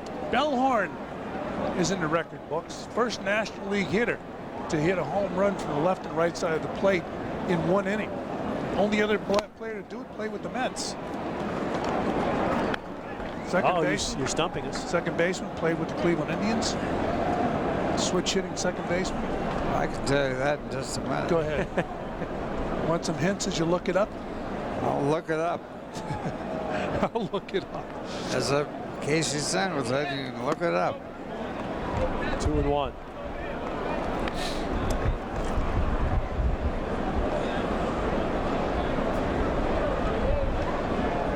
Mark Bellhorn, who had played in Oakland. Ace kind of given up on him and resurrected himself in Chicago last year. He's a little bit like Ty Wigginton. Carlos Baerga. You're a genius. Good, Ralph. You're a genius. I'm telling you.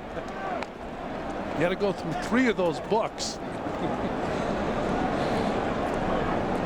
Bellhorn had a good year last year. Yeah, he's hit. Home run wise. He's done with the bat what the Mets think Wigginton can do, but Bellhorn's fielding has been an issue with him. It's more throwing. And we've spent a lot of time the Cubs have this spring working with Bellhorn to correct the throwing problem.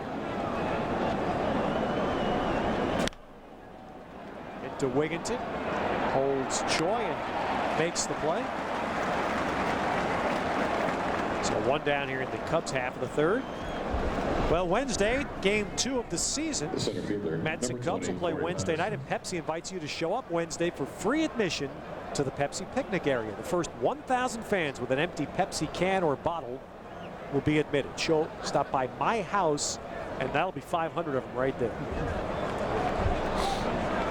It's a long trip, but make it easy for you to get in.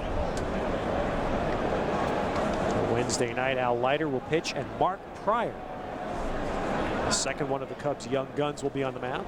Corey Patterson up the middle.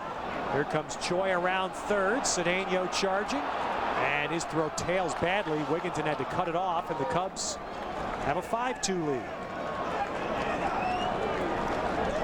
I talked about Corey Patterson's difficulties last year in making contact.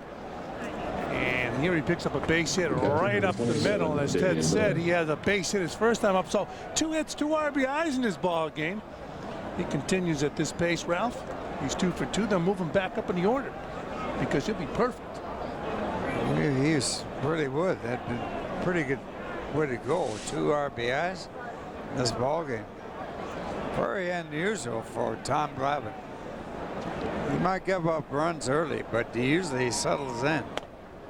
Now a strike to Damian Miller.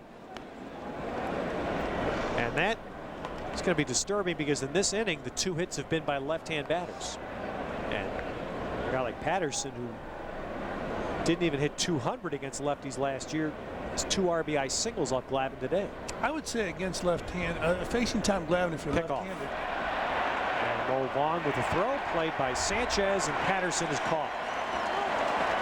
So Patterson was on his way, and Tom Glavine checked him. And when you check him, you got him. Great shot right there. Home run comes off the bag to get inside. So the throw to second base won't hit the base runner. Then she has a good move, making the tag there. So now Glavine back to the windup, and it's strike 2 to Miller. Yeah, getting back to that thought, Fran, I think left-hand batters would really have a better shot at driving than right-hand batters. Because you're comfortable, first off. You're not afraid that he's going to come in here and get you in a rib cage. He's not overpowering, and you can hang over the plate. I think one of the things you would try to do against Tom Glavine is hang over the plate, because you feel for some reason you're quick enough to get around on his fastball if it's inside. And his real tough pitch is that somewhat similar to a screwball pitch that breaks in. Got him. On left-hand batters. Well, the pickoff, a good ending there for Glavine, then a strikeout of Miller, but the Cubs get a run back and now lead the Mets 5-2.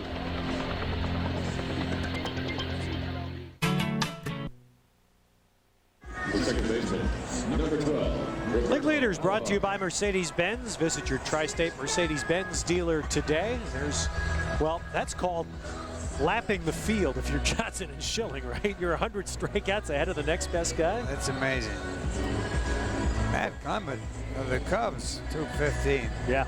They got a good pitching staff. You forget him when you think of the Cubs. Yeah. He's got good stuff.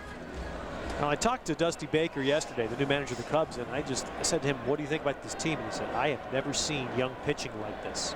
Dusty Baker said, if we catch the ball this year, we'll win. Oh, well, he summed it up very simply. But with Clement, I believe I said Pryor was pitching Wednesday. Clement will pitch Wednesday and Pryor Thursday here. Pryor, a newcomer on the scene from USC in Southern California. And he could be an outstanding pitcher. He throws strike after strike. Even in college, he had a tremendous ratio of strikeouts to walks. I don't think he walked. Well, I know one thing. He walked very few hitters in college. One thing about Wrigley Field, it adds about 1 run to your ERA because of the wind blowing out and the short fences. So Cliff Floyd waiting now with Alomar 3-0.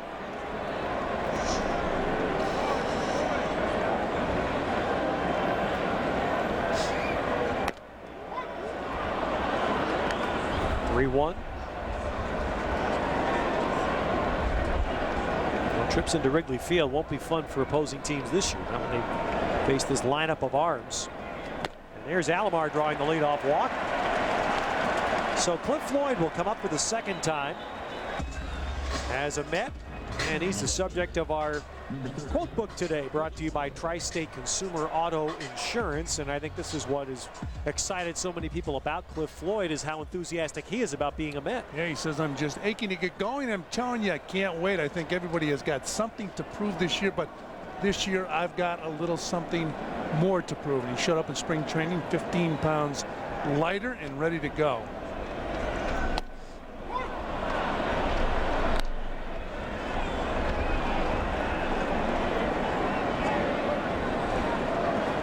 Mets hope that with Floyd ahead of Piazza this year, and Mike didn't have a batting third last year, didn't have a lot of guys on base. Alomar down year, Cedeno didn't produce much. Now this year it's a little different dynamic with Mike in the cleanup spot, and the hope is that Floyd can have a big year in front of him.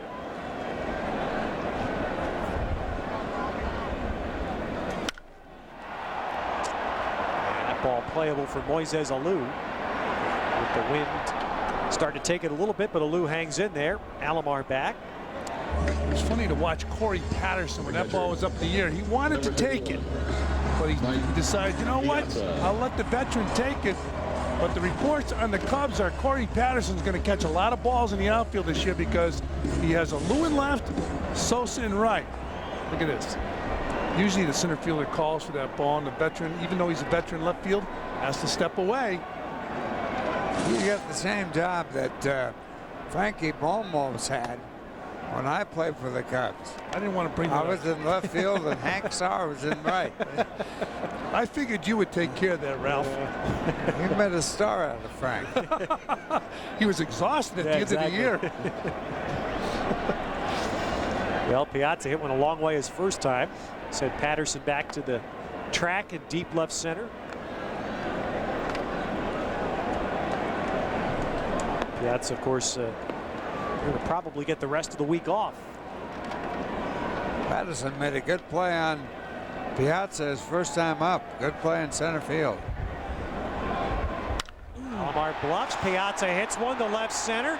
Patterson back. Looks like he's got room. Jeez. So that's a long way. Now Alomar's tagging on this ball. He'll move up. And Mike Piazza's got almost 800 feet worth of outs against Wood today in 2 at-bats. It's tough to get on top of that ball. I can't believe Piazza could get on top of that ball from Kerry Wood. High fastball. Good job of base running by Alomar. And he didn't do that all last year. Tagging up in that ball. If it's going out of the park, he doesn't have to worry about running. And he gets down to the scoring position by tagging up. The only thing you have to worry about here is if Mike Piazza's going hard at first base, it goes over the wall. Pass him on the Mike passed him at first base. That's true. You know, I'm watching Mike's reaction there, wondering if the wind hasn't changed a little bit. He hit that ball and started out like he thought it was gone. Yeah, he did. That little exasperation at first base, maybe the wind has changed a little bit. The wind has changed a little bit. It looks like it's now blowing across, almost in against the right-hand or left-hand batters. It's a good sign right there, though. Piazza almost catching up with that fastball. Well, this guy's got a good fastball. And Piazza what makes his fastball tougher is he's got a good curve. Yeah, but Mike was just a little bit late. And it's tough to get on top of that fastball.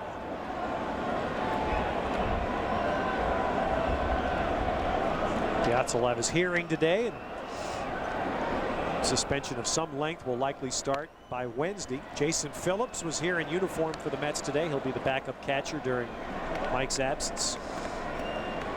You got to knock a few of those days off, don't you? You take a look at that video. Well, you got to knock at least one off if they gave Moto one. I think I'd knock off more because, I mean, how much do you allow somebody to throw at you before you defend yourself? I still want to know what Mota's defense was. He didn't speak English. That helped. Oh, there's that good breaking ball again. Boy. 2-2. It's not for Wood, it's not the slider that he had 5 years ago when he had the 20 strikeout game. This is more of a breaking ball, they say. Man, is it good. It really is a sharp curveball. It's a Sal Magli type curve. He's got that overpowering fastball today also. Good swing by Vaughn there. I'll tell you, I like his swing. Coming into last season, Vaughn had a 300-plus batting average career-wise. Here it is again, Ralph. He's right on top of that plate. And they tried to pitch him inside. Last year, they got away with it most of the time. How about that? MVP in the American League at one time. Went to California, got hurt, didn't play well there, didn't like it there. Came to the Mets after missing an entire season and had a average type year, maybe low average for the Mets. But he was much heavier than he is now. He was pretty good.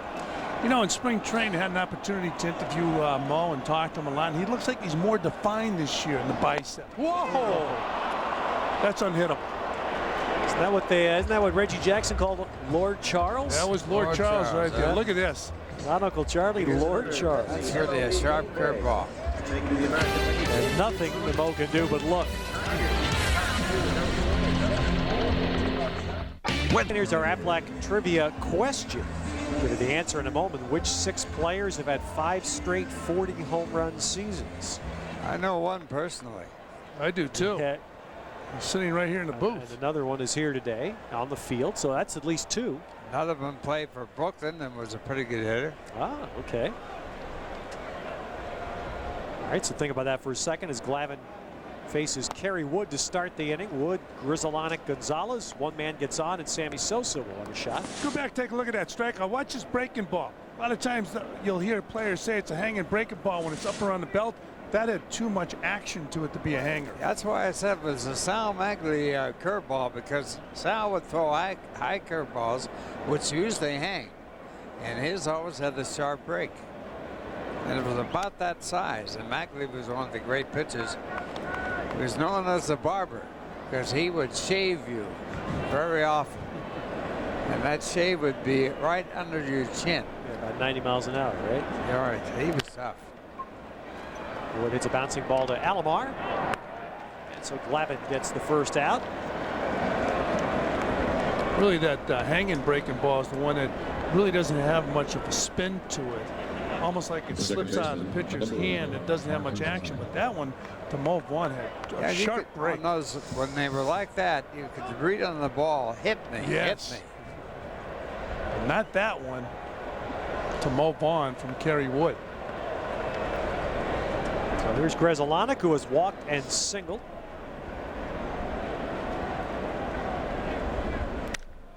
And Grizzlonic's on for the third time.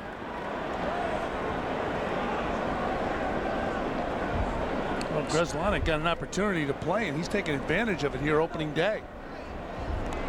The shortstop. And to be a leadoff now, Alex Gonzalez. Well, it's been a strange enough day, and that Tom Glavine, making his Mets debut on opening day, gave up 4 runs in the first inning, but made even more eerie by the fact that at the very same time, Greg Maddux, his old teammate, gave up 4 runs in the first inning in Atlanta.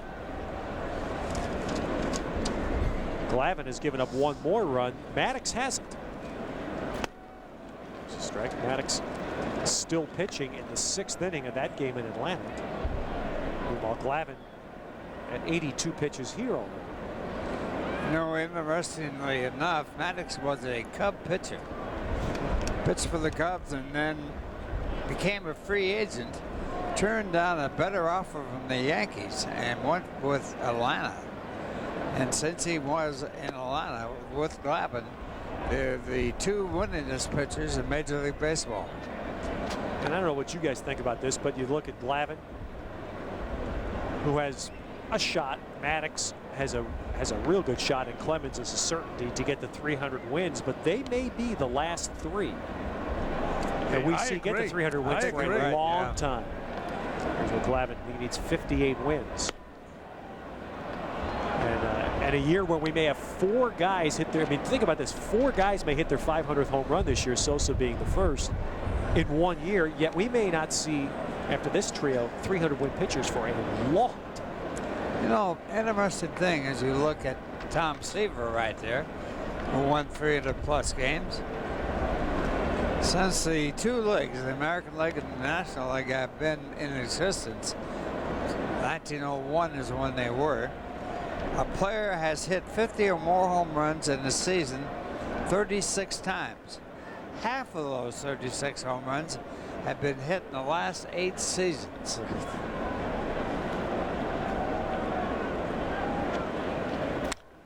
There's Alex Gonzalez to left center, and Cliff Floyd is there. So Grizzlonic back, 2 down, and Sammy Sosa bats for the 3rd time. Single to right to drive in a run, and then grounded into a fielder's choice. Babe Ruth was the first man to hit 50 home runs. In 1920, he hit a total of 54 home runs. See Scott Strickland throwing in a bullpen out there. So here's Sosa, again standing at .499 in his career. Just think, to highlight your numbers, Ralph, here's a guy, Sosa hit 49 home runs last year, right? And that was 15 less than he hit the year before. Had a bad year. Yeah, exactly.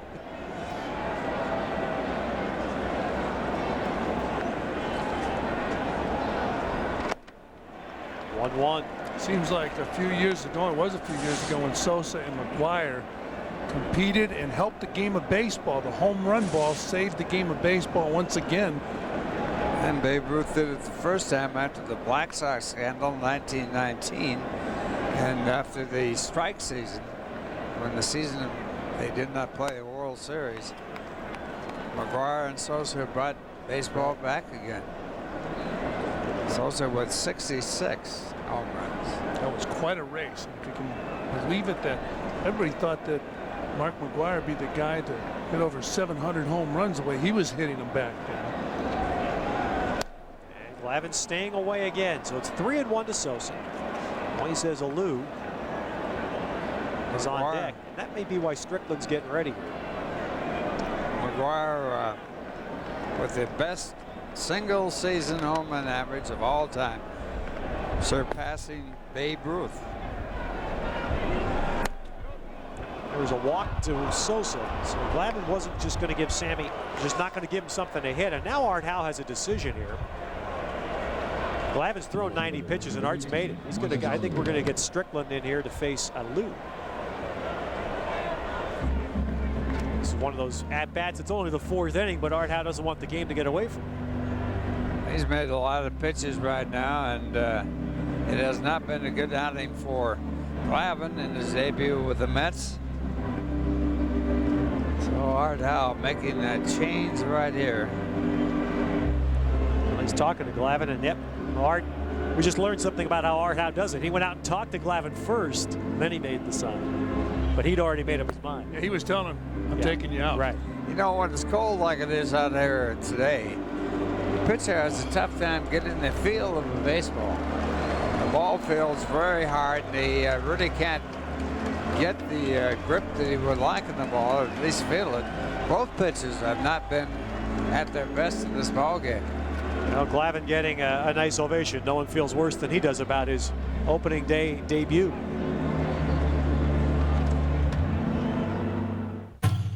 Well, tonight on MSG, the Rangers playoff drive continues, still alive. They'll host the Atlanta Thrashers at the Garden tonight. Geico Rangers game night at 7, face off at 7:30. Rangers hockey tonight on MSG.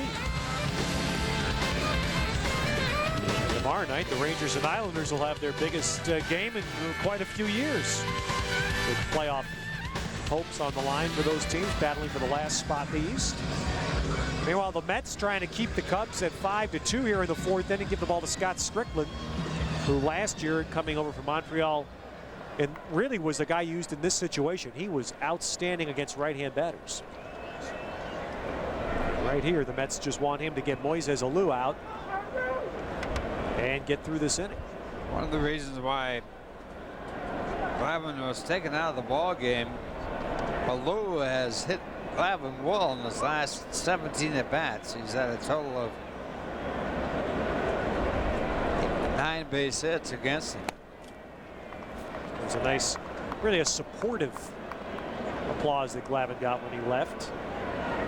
Fans here understanding how frustrated Glavine had to be over the outing. And now Strickland, who last year right-handed hitters hit only 188 against him, facing Alou. A 1-0 count.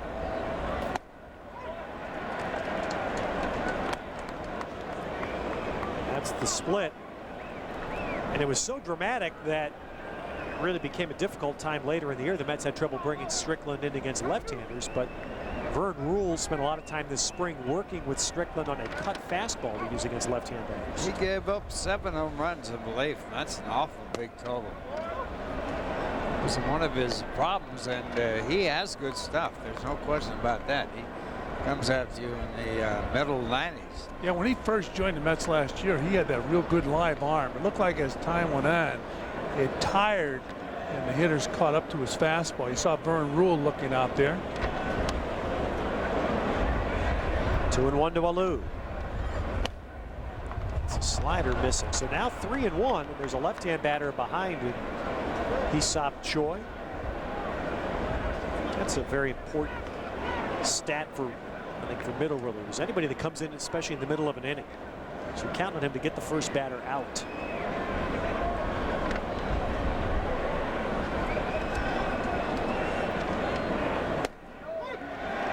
Who takes it? 3-2. Lou was playing for his father, who's now managing the San Francisco Giants, Felipe Alou, and he left the club. The go somewhere else and play because he couldn't be paid the amount of money he wanted. Runners go and Strickland misses. So the matchup the Mets want, it doesn't go their way. Did you mention that first batter? He loses the right-hander. Now we'll face hard-hitting first baseman with a lot of power. Batting from the left side of the plate. And so we'll get a very early test here of how much faith Strickland has perhaps in this new pitch, this cut fastball that used in the spring. Something to try to get the ball into a left-hand batter. We're going inside right away. Got him on the fists. Cedeno got there in left center. Well, it didn't work out the way it was supposed to, but it worked out. Strickland got out of the inning. The Cubs leave the bases loaded as Cedeno steals a hit from Choi. And in the middle of the fourth on opening day at Shea, it's 5-2 Cubs. And our New York Mets baseball brought to you in part by Heineken. It's all about the beer, Heineken. By Canon Business Solutions, digital technology powered by people. And by Panasonic, ideas for life. Ted Robinson, Fran Healy, and Ralph Kiner back at Shea on opening day. It's been the Cubs so far, 5-2 lead as we go to the fifth. Scott Strickland comes back out to pitch another inning. He'll face Bellhorn, Patterson, and Miller, the 6, 7, 8 batters for Chicago. Bellhorn turning around to bat left-handed, takes a ball.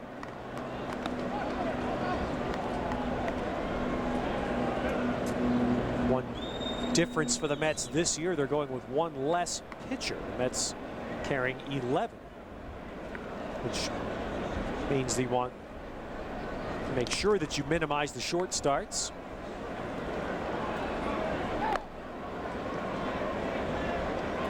You can do that in the early part of the year with the off days, usually an off day after opening day to back up, and an occasional run out.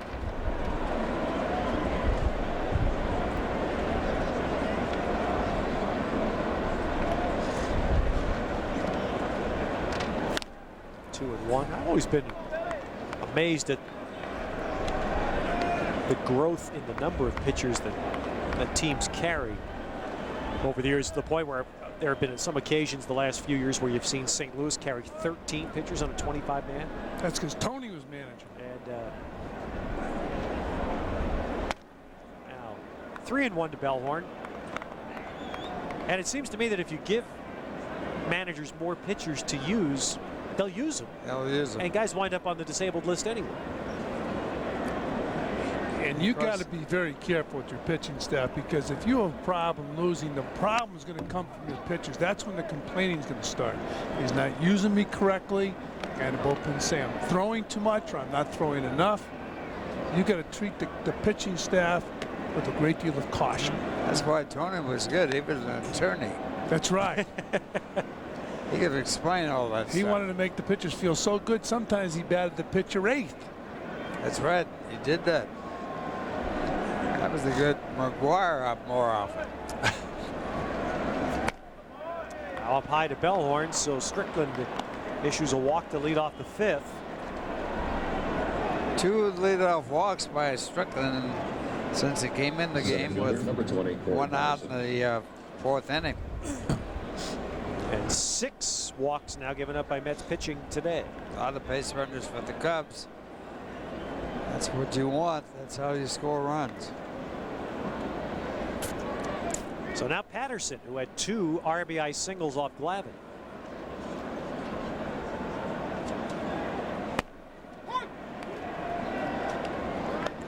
Shadows from the rim of Shea just crossing home plate. So even though it's a very cool day in the sun, it's been okay. As we start to lose the sun, it's make things tougher. A lot of loyal and hardy fans here today. Got here this morning, and this field in great shape in a new mowing pattern. They've cut the grass differently, a pattern that they call sunburst. So I asked that. And you know what? On the Sunburst field this morning, there was ice.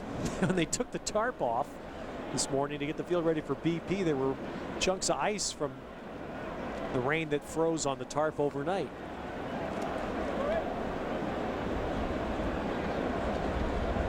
But despite the weather, they just did an amazing job, not just on the field here, really, but in the stadium. All the work that was done to improve Shea for the 2003 year. And a lot of workmen and women worked long hours through rotten weather. There's strike 3. On the inside to ring up Patterson. Now that's a good sign for Strickland. Busting a left-hander in.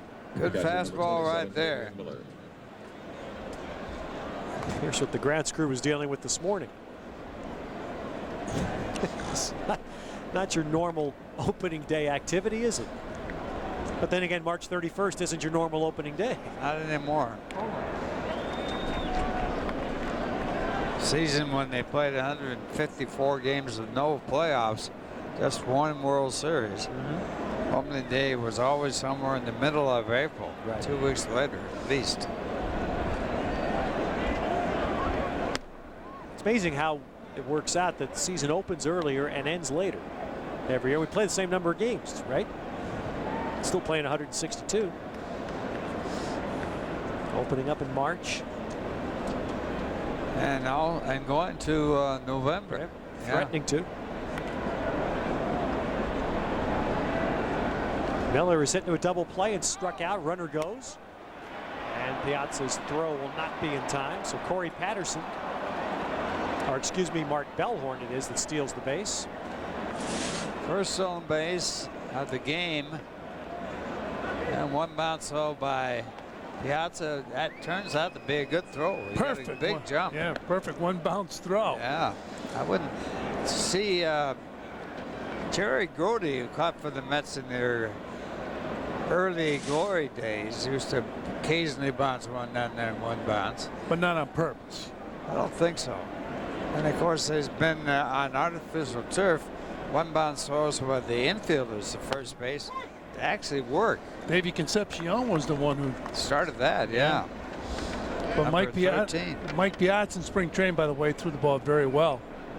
Right there, bouncing that ball. It turned out to be a good throw, but you don't want to bounce it if you're a catcher. So 2-1 to Miller. This is an important out for Strickland. If you get Miller, then he has a chance to finish the inning with the pitcher. Kerry Wood on deck.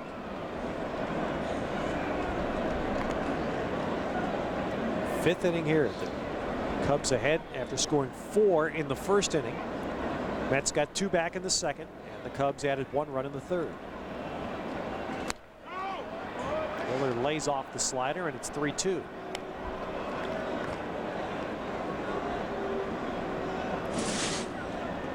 With a runner on second with 1 out, you average a run scored 45% of the time.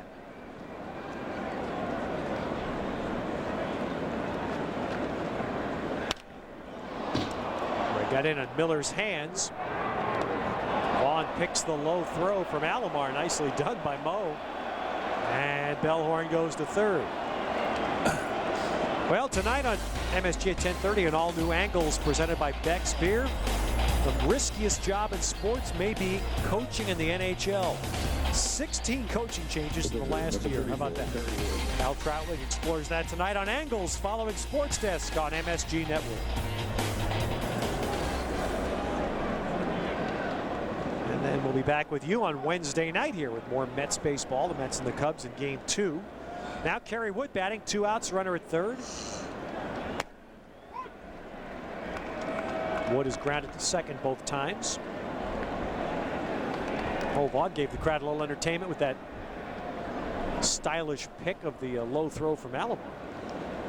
Oh, has good hands. He does have. Even last year he showed soft hands.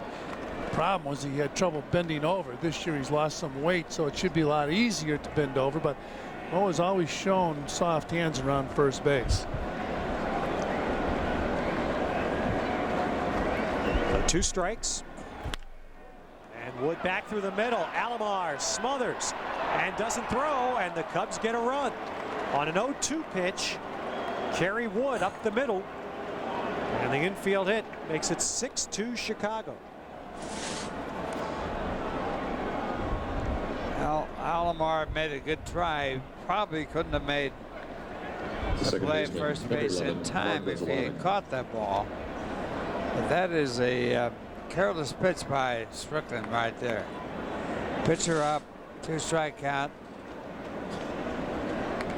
Got to go for a little more than that. So a leadoff walk ends up costing.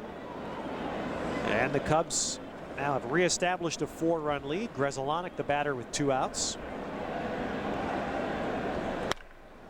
Back to the same spot. Alomar again. And he has to go to first base. Throw pulls Vaughn off.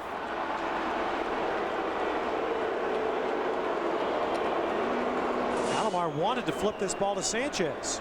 Couldn't get the handle to flip it to Sanchez. Then he tried to get Grzelcyk at first base, throws the ball away. So probably scoring an error on Robbie Alomar. Look at him, he just can't get the ball out of his glove to flip, and then he does throw to Mo Vaughn at first base, but Grzelcyk. That's a tough error right there. Yeah, they haven't scored that yet, but yeah, I would think that now they have scored it a hit. But it keeps the inning going. Alex Gonzalez Gets the ball out of his glove, he gets the force play at second base. Yeah, right. Yeah, but it was a diving try, though. Yeah, it was pretty tough. That'd be a tough official score. Well, Shannon's, yeah, I'd give him an 8. Shannon's tough. He's a tough scorer. Bill Shannon, the official scored today. 1 ball, 1 strike. Well, there's not been an easy inning yet for the Mets in this game. Every inning that the Cubs have batted, they put at least 2 men on base. Sammy Sosa has already been up 3 times in this game, still looking for home run number 500, is on deck.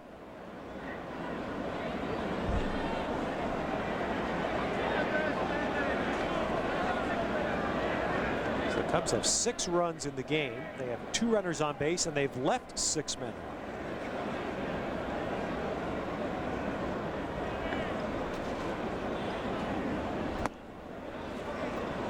Two and 1.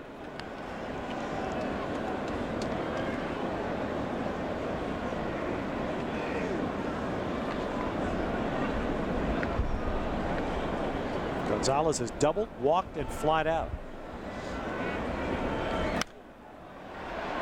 And this playable pop-up.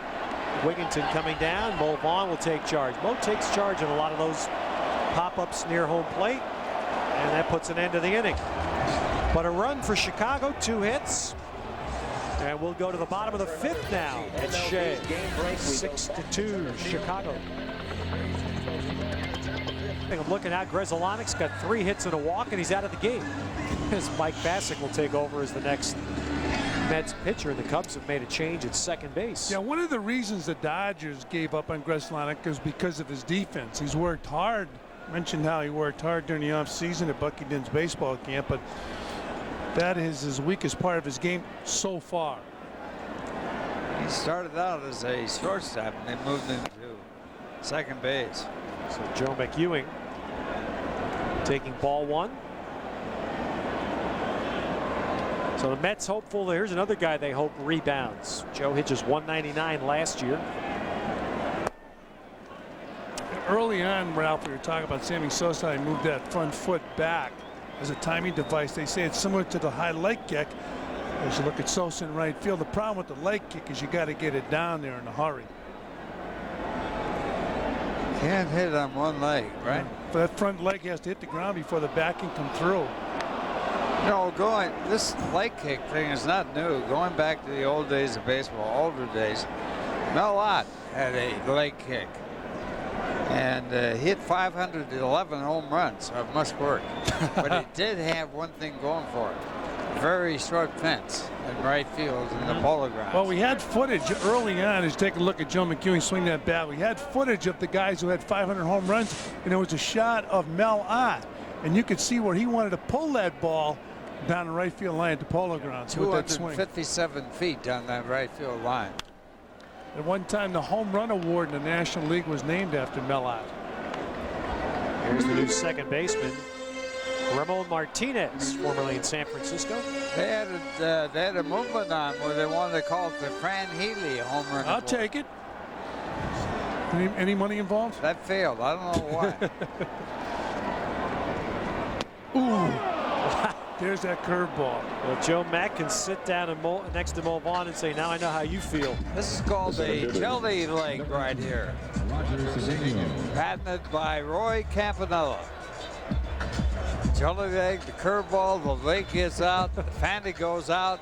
It's a great shot. You say, bow down, you won. How about that shot? Joe McEwing tried to duck under it.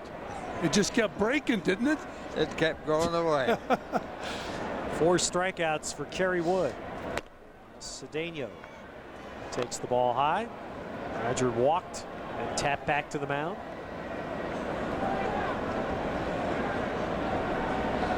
That reminded me of the debut of when Butch Husky joined the Mets from the minor leagues, and he was sitting against the best curveball in the National League. He struck out all 3 times.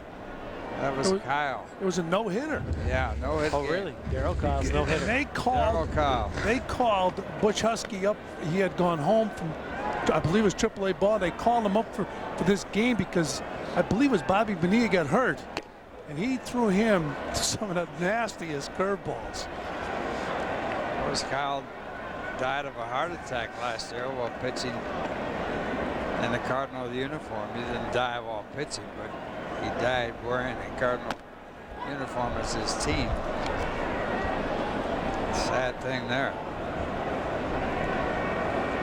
3-1 now to Cedeno. That's looking for a little action. They've slowed down here against Wood the last couple of innings. That's got 2 in the second and had a runner at third with 1 out. You know, could not get in. And watching Wood, we mentioned how he's 4 years removed from his arm surgery. He looks like he is completely recovered with that fastball today. Look at that. Wow. You know what's amazing about Kerry Wood is he blows it by Cedeno for his 5th strikeout. This is what kids, parents of kids who play baseball need to remember. Kerry Wood was the smallest kid every year on his Little League team. He didn't pitch. He was a slap-hitting infielder as a Little League player.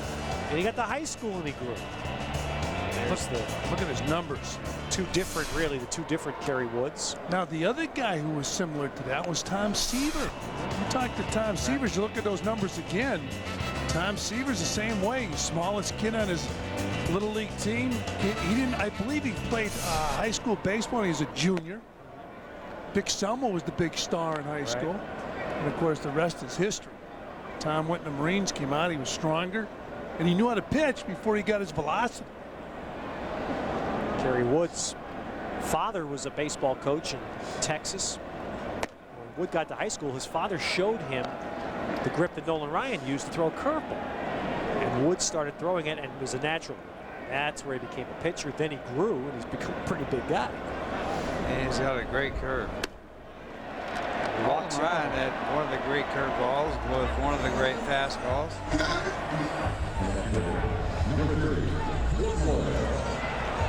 And one of the toughest dispositions, right, Ralph? He was tough. Fran Healy can tell you about him. I faced Nolan Ryan when he didn't have a curveball. Williamsport, Pennsylvania, he struck out 21. And I was happy to say I was 5 of those 21. It was the manager's fault. I was batting third. Well, just think how good you have to be left in there for the 5th at bat, right? You had to be good. Well, nobody was touching, and we beat him 2-1. How about that? He must have been a little wild, huh? He was a little wild, and I think that gave him an edge because when he released it, you wanted to make sure it was over the plate, not at your head.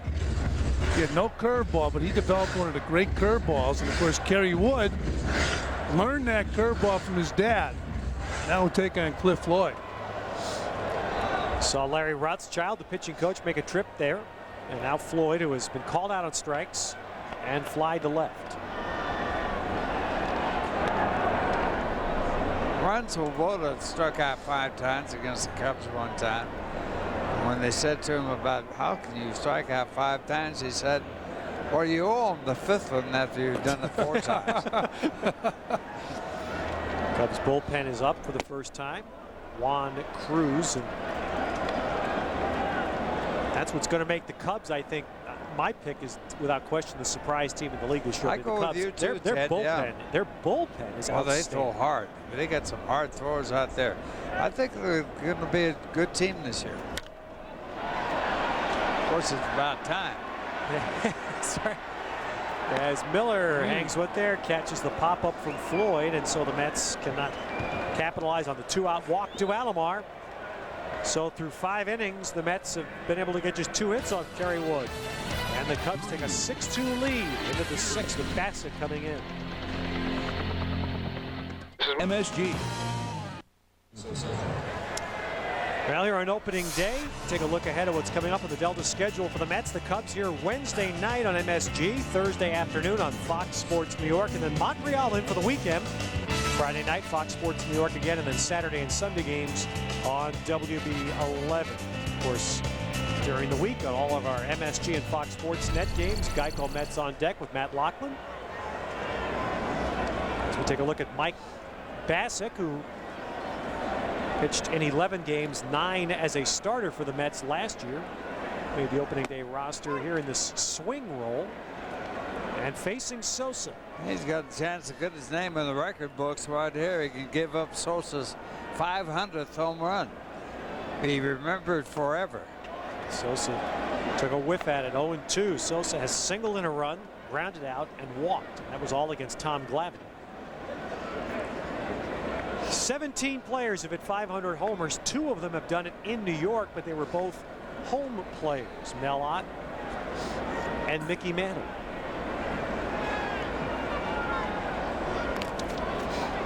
Ralph, when you were leading the National League 7 straight years in home runs, did you think 500? I know your career was cut short because of the back injury, but were you thinking 500? Were you thinking 700? You know, that was way back in the early 50s, and no one really talked about that, and I certainly wasn't thinking 500. I was just trying to get one more. But it was, 500 was that. Well, Mel had 511. Ruth had 713. And, when I retired from baseball, I was 6th on the home run list for total home runs. Is that right? Yeah. You retired, you were 6th. 6th, yeah. Well, Greenberg didn't do it. Fox had 500, I think 512, somewhere in there. He was one of the big home runners, and no one ever talks about him. And Lou Gehrig, of course, was over the 400 mark. And of course, this year, Sosa and 3 others may enter the 500 club. Here's the 3-2. And what's happened with 500 home runs, I think, like other marks in baseball, now they've become milestones of longevity as much as excellence. That is true. And of course, the DH has helped add to the total because he can play without being a defensive player. And Sosa works out a walk. Bassett just missed with that fastball. The left fielder, number 18. So that is the 7th batter the Mets have walked in the day. Brings up Alou. 1 for 2 and a walk. Well, this year you've got, and Sosa clearly is a player. I mean, he's hit monstrous single season home run totals, but you have a guy, for example, like Eddie Murray, who's already made it to 500, and now a guy like McGriff, who will probably get be there. Yeah, right. I think so. Alou's got a hit, but neither one of them has been big single season home run hitters. They've been guys who've hit a good number of home runs for a lot of years. First baseman, number 19, Bob Joy. So the Cubs go right to work on Mike Bassick here in the 6th. He saw Choi, the batter, with 2 on.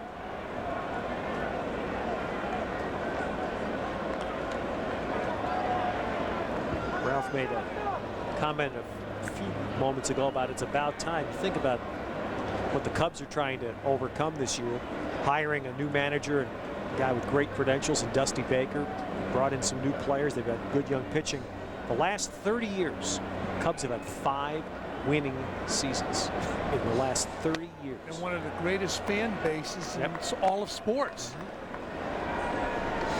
But there's a a mindset that around not so much the players, more or less around Cubs fans, the Cub culture that needs to be changed. They won't know what to do if the Cubs win. Well, funny thing is, just through the oddity of luck, in 1984 and 1989, I was in Chicago, and each of those nights with an American League team playing in Comiskey Park when the Cubs clinched division titles on the road. And Chicago knew what to do. I can tell you that. I mean, it was amazing. 84 was just astonishing because, of course, that was the first time in 40 years. It was amazing, the players. In 1945, the last time we were in the World Series. The last time we won a World Series of what, 1906? When they had Tinker to Evers to Chance. And Bassick.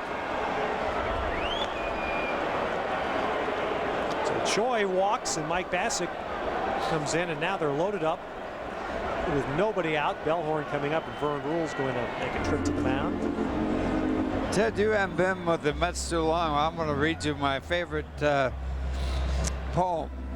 These are the saddest of possible words. Tinker to Evers to Chance, a trio of bear cubs and flitter the birds. Tinker to Evers to Chance, ruthlessly pricking our confident bubble, making a giant hit into a double.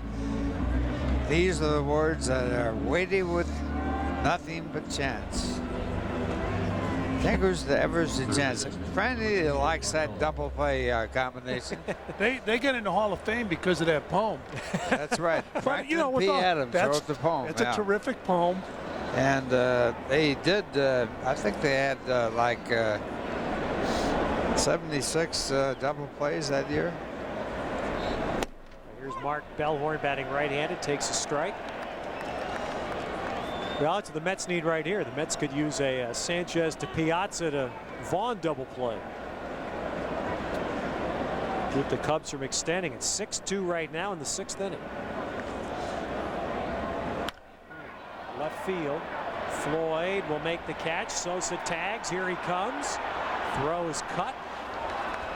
So a sacrifice fly for Bellhorn, and a run batted in makes it 7-2. Last time the Cubs won a World Series in 1908.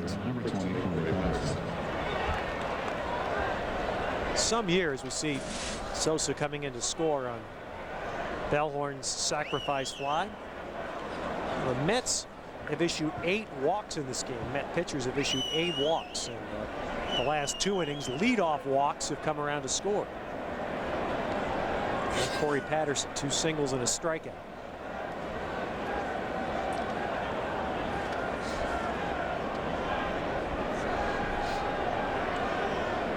Patterson with 2 hits off Glavine, the lefty, now facing another lefty in Bassick.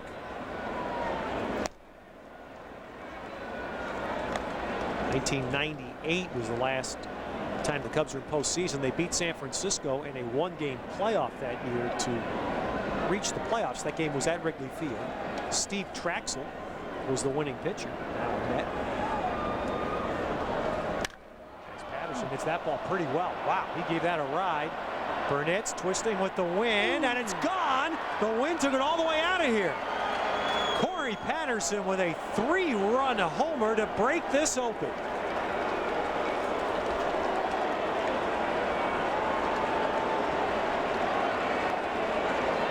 (10-2) Chicago, and what a stunning opening day it has developed at Shea. Stunning the wrong way for Art Howe, stunning very much the right way for Dusty Baker, and especially Corey Patterson. He's got 5 RBIs off left-hand pitching today. So Corey Patterson is making contact, something he had trouble with last year. Ball carried very, very well over that right field fence. Starting to remind me of Tuffy Rhodes. Tuffy Rhodes had 3 home runs against Dwight Gooden opening day in Wrigley Field. And then it took him a bunch of years to get it back, and he did last year in Japan. He led the league in home runs over there. What, do you have 55? Something like that, yeah. Tuffy Rhodes. Now the Cubs have championed Corey Patterson has been kind of the Jose Reyes of the Cubs the last few years. I mean, he's been there, the first really good position player prospect they've developed in years. They've waited patiently. He struggled last year. And Patterson today on opening day, 3 hits and 5 runs batted in. We talked about that Tuffy Rhodes, and what an afternoon that was in Chicago, Ralph. Only time that Rhodes ever, well, I said to that, only time that Dwight Gooden ever gave up 3 home runs in one game, holding on to one batter.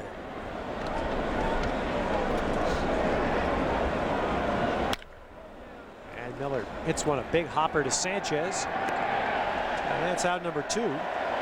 So they'll bring up Kerry Wood, and let's go back almost 9 years to that day in Wrigley Field.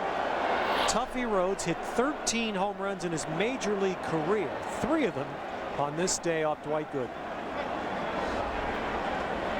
1994. Hitting for the Chicago Cubs, number 25, Troy O'Leary. Big fastball. How about that? What a day that was for Tuffy Rhodes. And what a year he had last year in Japan.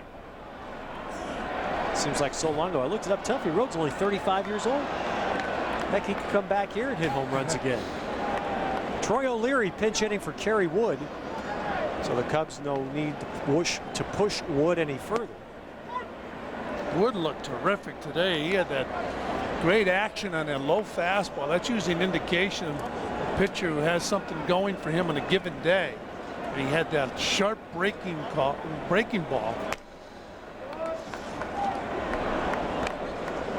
And the Cubs happy innings he pitched only once in the last 3 weeks of spring training. Happy he could pitch 5 innings today. And they don't need to go any further. O'Leary had a very good spring to win a job, and he's out on strikes as Piazza finishes with the throw to first. But the Cubs break it open in the inning. 4 runs, the big blow, a 3-run homer by Corey Patterson.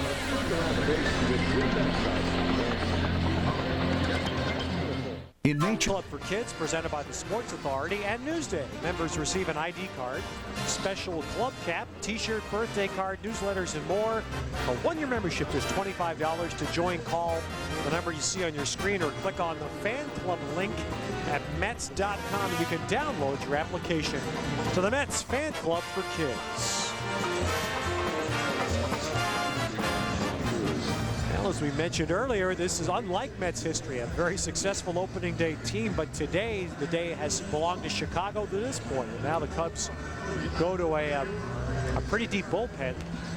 They start off with Juan Cruz, whose record last year didn't look anything like his stuff. This guy had another a terrific arm. So Mike Piazza, we talked earlier, will appeal his suspension. Hopefully for Mike Piazza and the Mets, he will have a couple of those games knocked off. But he's hit the ball pretty well today, Ralph. He has that. He was robbed of a base hit his first time up. And another good play in center field by Patterson. This is his first time. Good play there. Now in the third, Patterson does it again. Piazza thinks that ball's out of here. But the wind was blowing in and stopped it from going over the fence. And so Piazza now will bat, and there'd be, given the fact that Mike's likely to miss a few days, you know he'll play this game out no matter what the score is. Vaughn and Wigginton to follow. He will be almost a cinch to become the #1 home run hitting catcher in Major League history this year, barring injury. And he is safe. The little bobble by Bellhorn enables Piazza to reach base. Mike got down that line real well. I was going to say, a lot of times the big sluggers get grief for not running balls out. Give Piazza credit. That's about a 70-footer, and he ran it out. He does it all the time. He's really a hustling ball player.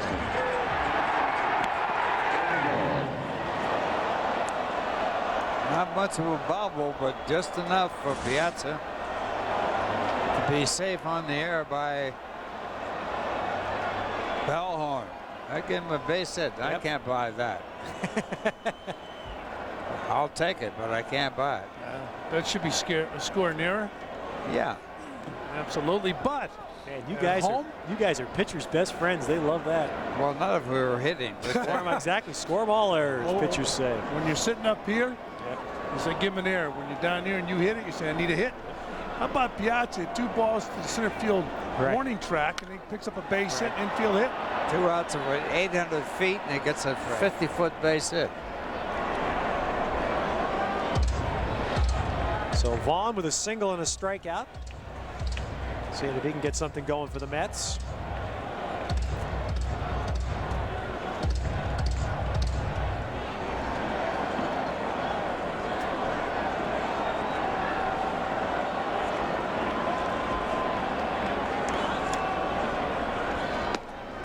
Now 1-1 to Vaughn. Getting back to Piazza. Carlton Fisk has the all-time record for home runs by a catcher at 351. Piazza will go by him. He has 335 right now. Which enables me to get on my first soapbox of the year. Swing and a miss by Vaughn. I hate that statistic. Why is that? So if Piazza hits a home run as a pinch hitter in a game, doesn't count. And it doesn't count. Yeah. I mean, he catches 140 games a year, but he comes up one game as a pinch hitter, hits a home run, and it doesn't count? That's right. That's crazy. Oh, take it up with the board. If I ever find him, I will. 2-2. Well, of course, you have Johnny Bench, who played a lot of third base. And the ones he hit as the third baseman doesn't count. Davey Johnson hit 43 home runs. And that was 1969, I guess. Here he played Atlanta, and right? one was as a pinch hitter, so he's tied with Rogers Hornsby, the most home runs by a second baseman at 42. Mo Vaughn thought he had seen the big breaking ball from Wood. Look what he gets again from Juan Cruz. Whew. So Vaughn is out looking for the second time, and now Wigginton will bat.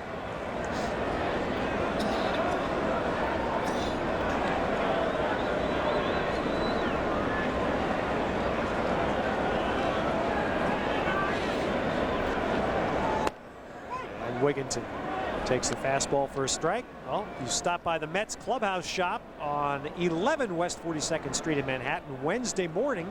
You can meet Ty Wigginton. Ty will be on hand at the Mets clubhouse shop between 11 a.m. and 1 p.m. right in Midtown Wednesday.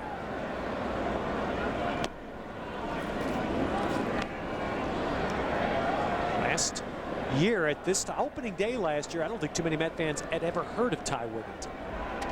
He was not on the Major League roster. He was not on the 40-man roster in spring training. He did a good job of battling his way into the major leagues. Hit over 300 last year for the Mets and won the job this year. Edgardo Alfonso, now with San Francisco. The Mets thought that his back that had bothered him for 2 years was going to be a problem down the line, and they thought that the price for Alfonso was too high. And boy, look at the life on Juan Cruz. I'm telling you, I stood next to Juan Cruz yesterday in the Cubs clubhouse, and you swear you're standing next to another Pedro Martinez. He's built like him. You watch him pitch, he almost throws like him. That incredible life on the fastball.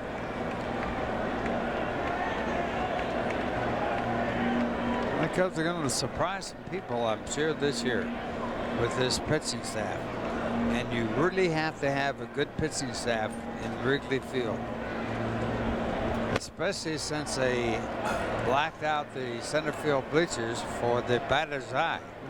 Used to be a lethal ballpark to hit in because the pitchers would pitch out of the white shirts in center field. When that was blacked out, it changed the whole ballpark. Trying to black out the rooftops across the street still. They're trying to take them away, aren't they? But that's not the first time it's ever happened. It happened at Scheid Park in Philadelphia during the Great Depression. They raised that fence 13 feet above Fenway Park fence. That was in right field. To stop the people from watching the game for nothing. You know that Mel Ott never hit a home run in Scheid Park? He hit 511 in his career. Back then they played in those ballparks all the time. What would be the reason for that, Ralph? Well, they played, I don't know. I really can't answer amazing. That's amazing. He had to play a lot of games there, right? He sure did. Had to be that 50-foot fence. Had to be that. 2-2. But Chicago, they are focused on those rooftops across the street because they feel that they're taking away customers by allowing them to sit on the rooftops. I believe the mayor of Chicago's involved in the controversy. I got a reason for you. He played a lot of games in Baker Bowl before they moved to Scheid Park. I'll tell you, you just saw some exhibition of pitching. Fastball, breaking ball. Burnett doesn't like the call, but Cruz had some inning there. After the infield hit to Piazza, 3 straight strikeouts, which take us to the 7th. Gets Martinez with 1 out here in the 7th inning. Gonzalez will be the batter. Gonzalez doubled in the 1st inning. The Cubs got 4 runs off Tom Glavine in the top of the 1st. The Mets got 2 back in the bottom of the 2nd, but have not scored since, and the Cubs have added on, breaking the game open with a 4-run 6th inning.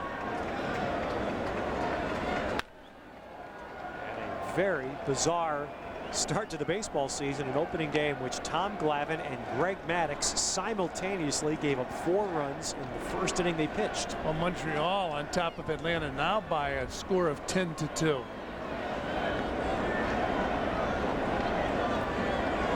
That is the only other National League game being played so far, although there's going to be one starting I think in about 20 minutes that'll be fun. They're going to open up the new ballpark in Cincinnati. Pirates are there to open up the Great American Ballpark. Hit to Alomar. He'll make the play, and if Sammy Sosa does not hit his 500th home run during this series here at Shea Stadium, that's where the Cubs go next. They play in Cincinnati this weekend. And speaking of Sammy Sosa, there he is right there. Mentioned earlier, Jeff Idelson from the Hall of Fame in Cooperstown, New York, here at the ball game, and he wants him to hit his 500th home run so he can get the bat and take it back to Cooperstown. Well, some of the fans that are here feel the same way. Mentioned that Sosa's mother made the trip here for this series. His wife is here today. There are supposed to be a fairly large contingent of Dominican Republic natives who, of course, live here in New York that are clustered around the Cubs dugout.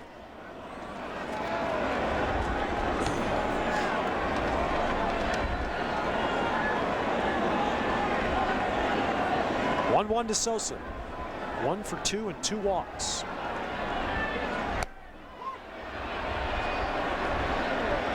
And if Sammy Sosa can't do it in Chicago, you got to believe he'd love to do it here in New York simply because of the large Dominican population in the city.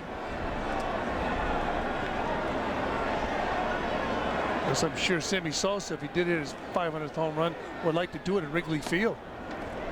2-2. And the schedule didn't help him with that. Of course, the Cubs playing the first 6 games on the road this year.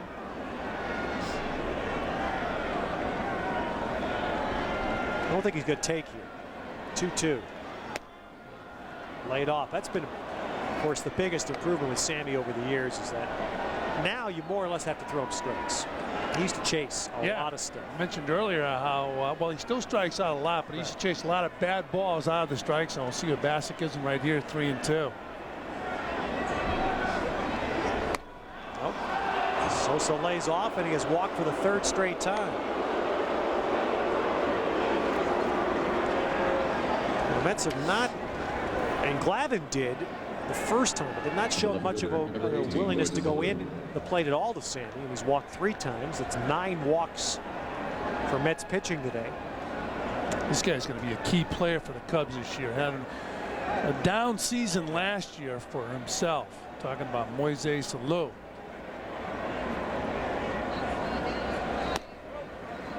Yeah, I think you're right, Fran, and especially because the Cubs let Fred McGriff go, so they lost a veteran bat from the middle of the order. Lou really is the one guy that can afford Sosa some protection. He's got to give it to him because that's the only way the Cubs are going to win. They have the pitching to do it. Moises Alou has been on the disabled list many times throughout his career. Grew up in a baseball family, but his sport was basketball. As you look at Sammy Sosa on first base. Then late, not late, but about 18 years old, he took baseball seriously. It's not bad, is it? You play basketball, that's your serious sport. And I said, you know what? I think it's in the genes. I'll go to baseball. There's Mr. Met.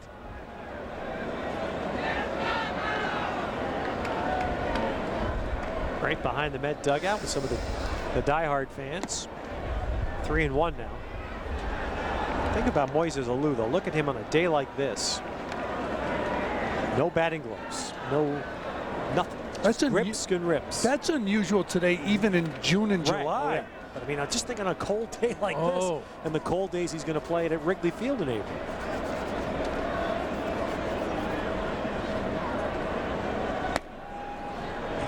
And another walk. Now, that's been disappointing about Bassick. 4 walks in an inning and 2/3, and far too many pitches. 166 pitches among 3 pitchers for the Mets today. Now a pinch runner, Tom Goodwin, will go into first base. He'll run for Alou and stay in for defense. Aesop Choi, the batter.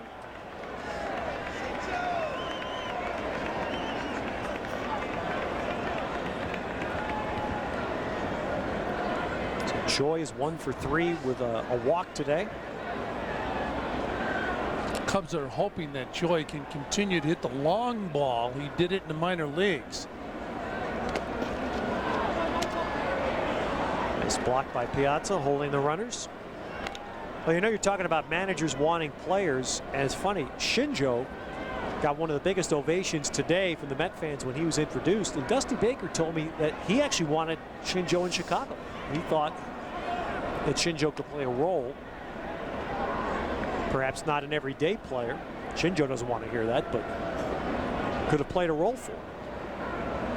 Dusty, I asked Dusty Baker this very question. He said Shinjo can hit left-hand pitching.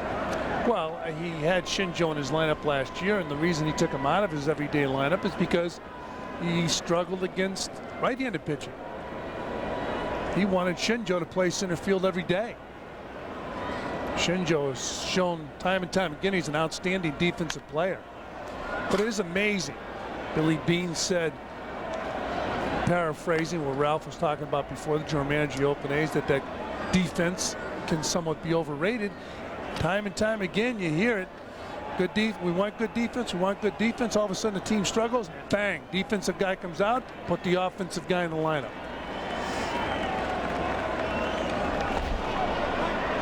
2-2 now to Choi. But Mike Piazza getting his work in and blocking the ball. When you call a breaking ball, you anticipate the ball in the dirt so you're not caught by surprise. The only time you're really caught by surprise when you're catching and the ball is in the dirt is when it's a fastball from a major league pitcher. Your first reaction, you want to get out of the way of it.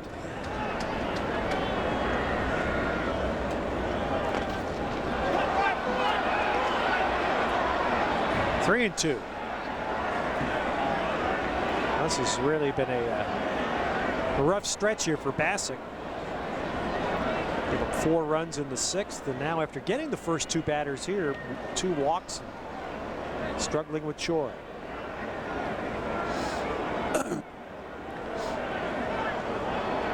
So Bill Webb is giving out his hats now. Can you believe that? Doesn't need it in the truck today. It's so nice. And Bassick walks Choi. So Bassick has faced Choi now twice. Left-hand batter walked him both times. Vern Rule will make another trip to the mound, and Vern Rule's been on the field far too often today. And Vern will be the first guy to tell you that. Vern Rule on his way out. He's talking to Mike Piazza to find out what exactly Bassick is doing. And whatever it is, he's going to tell him, don't do it anymore. We got to get you to throw strikes. So 2 outs here in the 7th inning, 10-2. The Cubs on top of the Mets. Well, right after the game here on MSG, an extended talk of our town with Bill Daughtry and Bob Wischusen. The best in New York sports talk, and that follows Mets baseball today on MSG.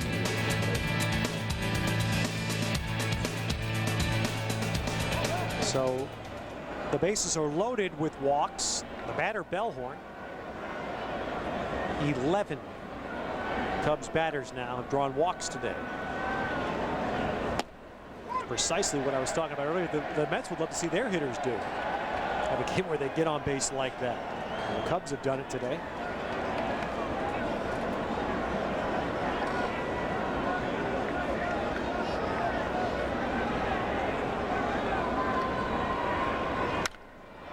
Bellhorn hits one high into left center. Wow, Cedeno didn't see that ball. Roger Cedeno lost that. Cliff Floyd reacted late, but by the time he can get there, 3 runs score. I don't think Cliff Floyd picked it up immediately either. Cedeno came in, so he couldn't see it. I don't think Cliff Floyd could see it. At the last minute, he picked it up. He tried to catch it, but he had to run a long way for this one. Well, that's Cedeno's ball. I mean, that's... Yeah, well, Cedeno came in. Right. He had no clue. Cliff Floyd, at least Cliff Floyd saw it. I don't think Cliff picked it up right away. Maybe not either. right away, but at least he made a reaction. Roger never... He fooled me. Well, Roger... He came in, I thought he was going to catch it. Yeah, he thought the ball was in shallow center field. Now 13-2, Cubbies. And right away, the ball gets hit in the same spot. Doesn't that happen all the time? And another one is gone. Patterson hits another home run. Holy cow, that's unbelievable. This is unreal. We're talking about Tuffy Rhodes before. We showed you the 3 home runs he hit against Doc Gooden. How about Patterson? He's got 2 home runs in his ball game. Unbelievable. Well, this has been an absolute dream for the Cubs and an utter nightmare for the Mets. Corey Patterson hits his 2nd home run. He has driven in 7 runs on opening day.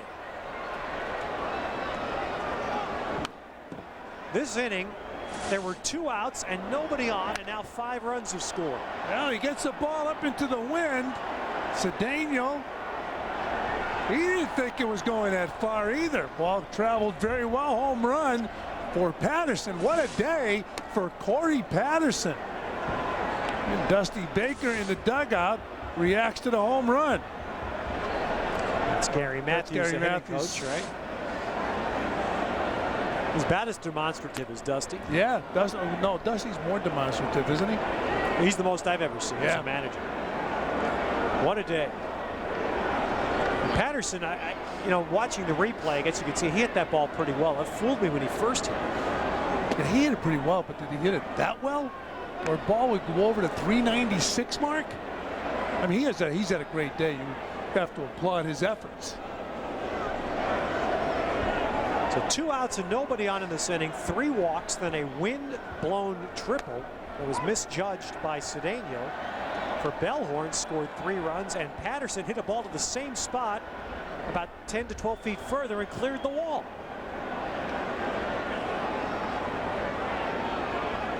Nine runs off Bassick in 2 innings. That ball hit by Miller to Burnitz for the out. Damian Miller's had the best 0 for 5 you could ever have today. It doesn't bother him because his team's got 15 runs.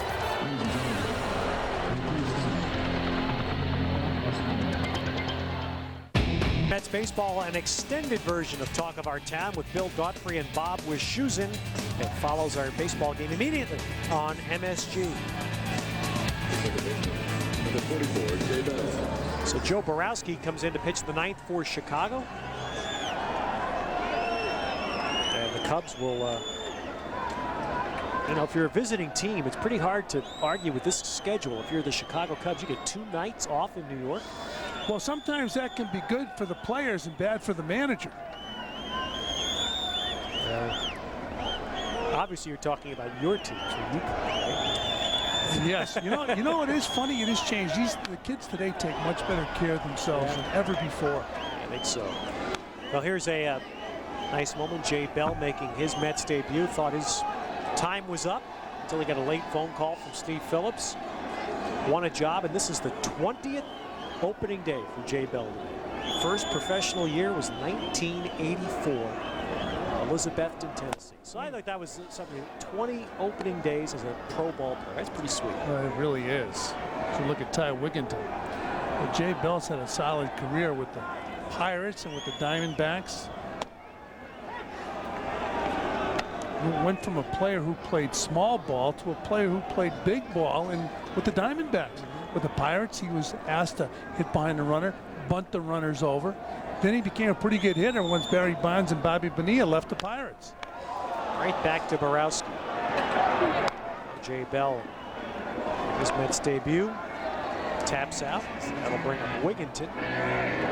The third baseman, number 9, Ty Wigginton.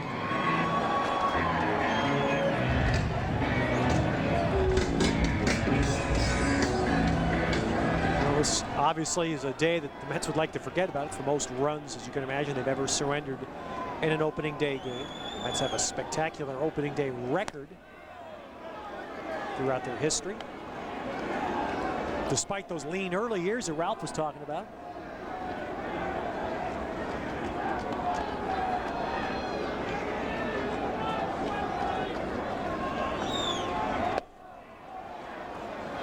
Two strikes to Wigginton. And also Ralph mentioned how Ty Wigginton came up last year. He looked good. He had a good solid spring. A nice swing. Worked hard at playing third base. Taps one to Martinez.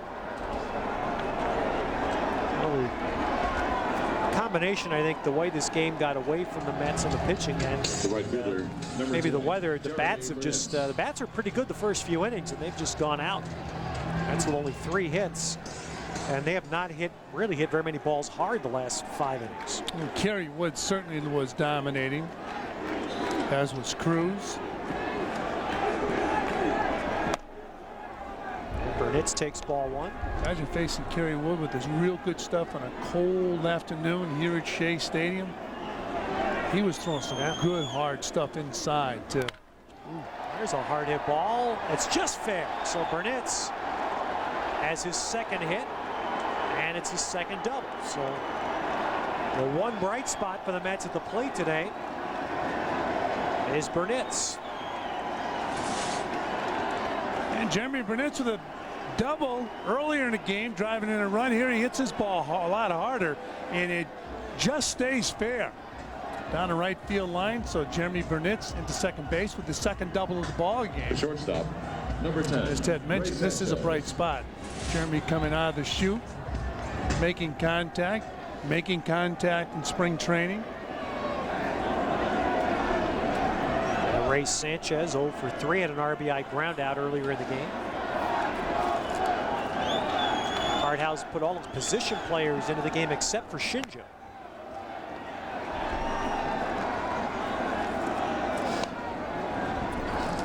So there you go. 15-2, 2 outs, bottom of the 9th. It's 4 degrees out, but they're still rally games.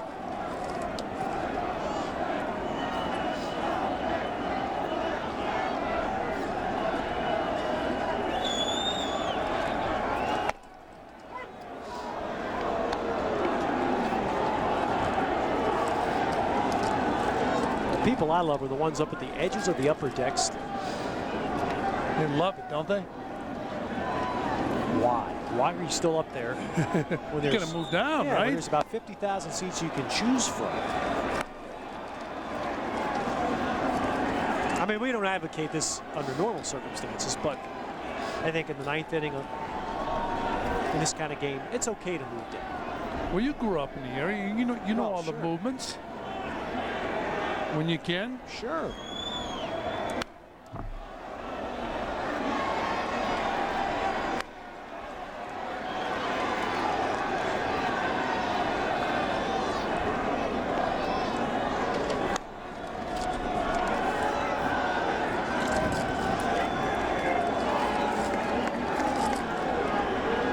One and two now to Sanchez. Well, I think the Mets now can have some empathy for the Cincinnati Reds fans who are opening up their new ballpark today.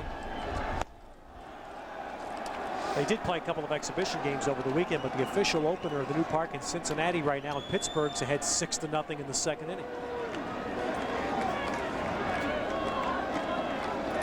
Watched a little bit of one of those games over the weekend. That park looks beautiful. Yeah, it really does. Again to Sanchez. Remember when they picked up Ken Griffey Jr., they said, well, when the new ballpark opens, they'll be in a lineup. You should look at Vance Wilson on deck. The park in Cincinnati, just watching television, looked like a good hitter's park. Sanchez fouls it away.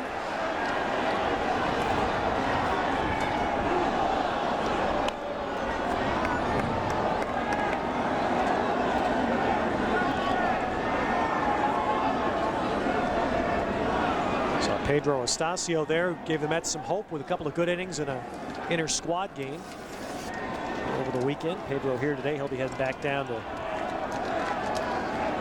work some more in the minor leagues. Sanchez keeps it going. Well, the history folks are at work.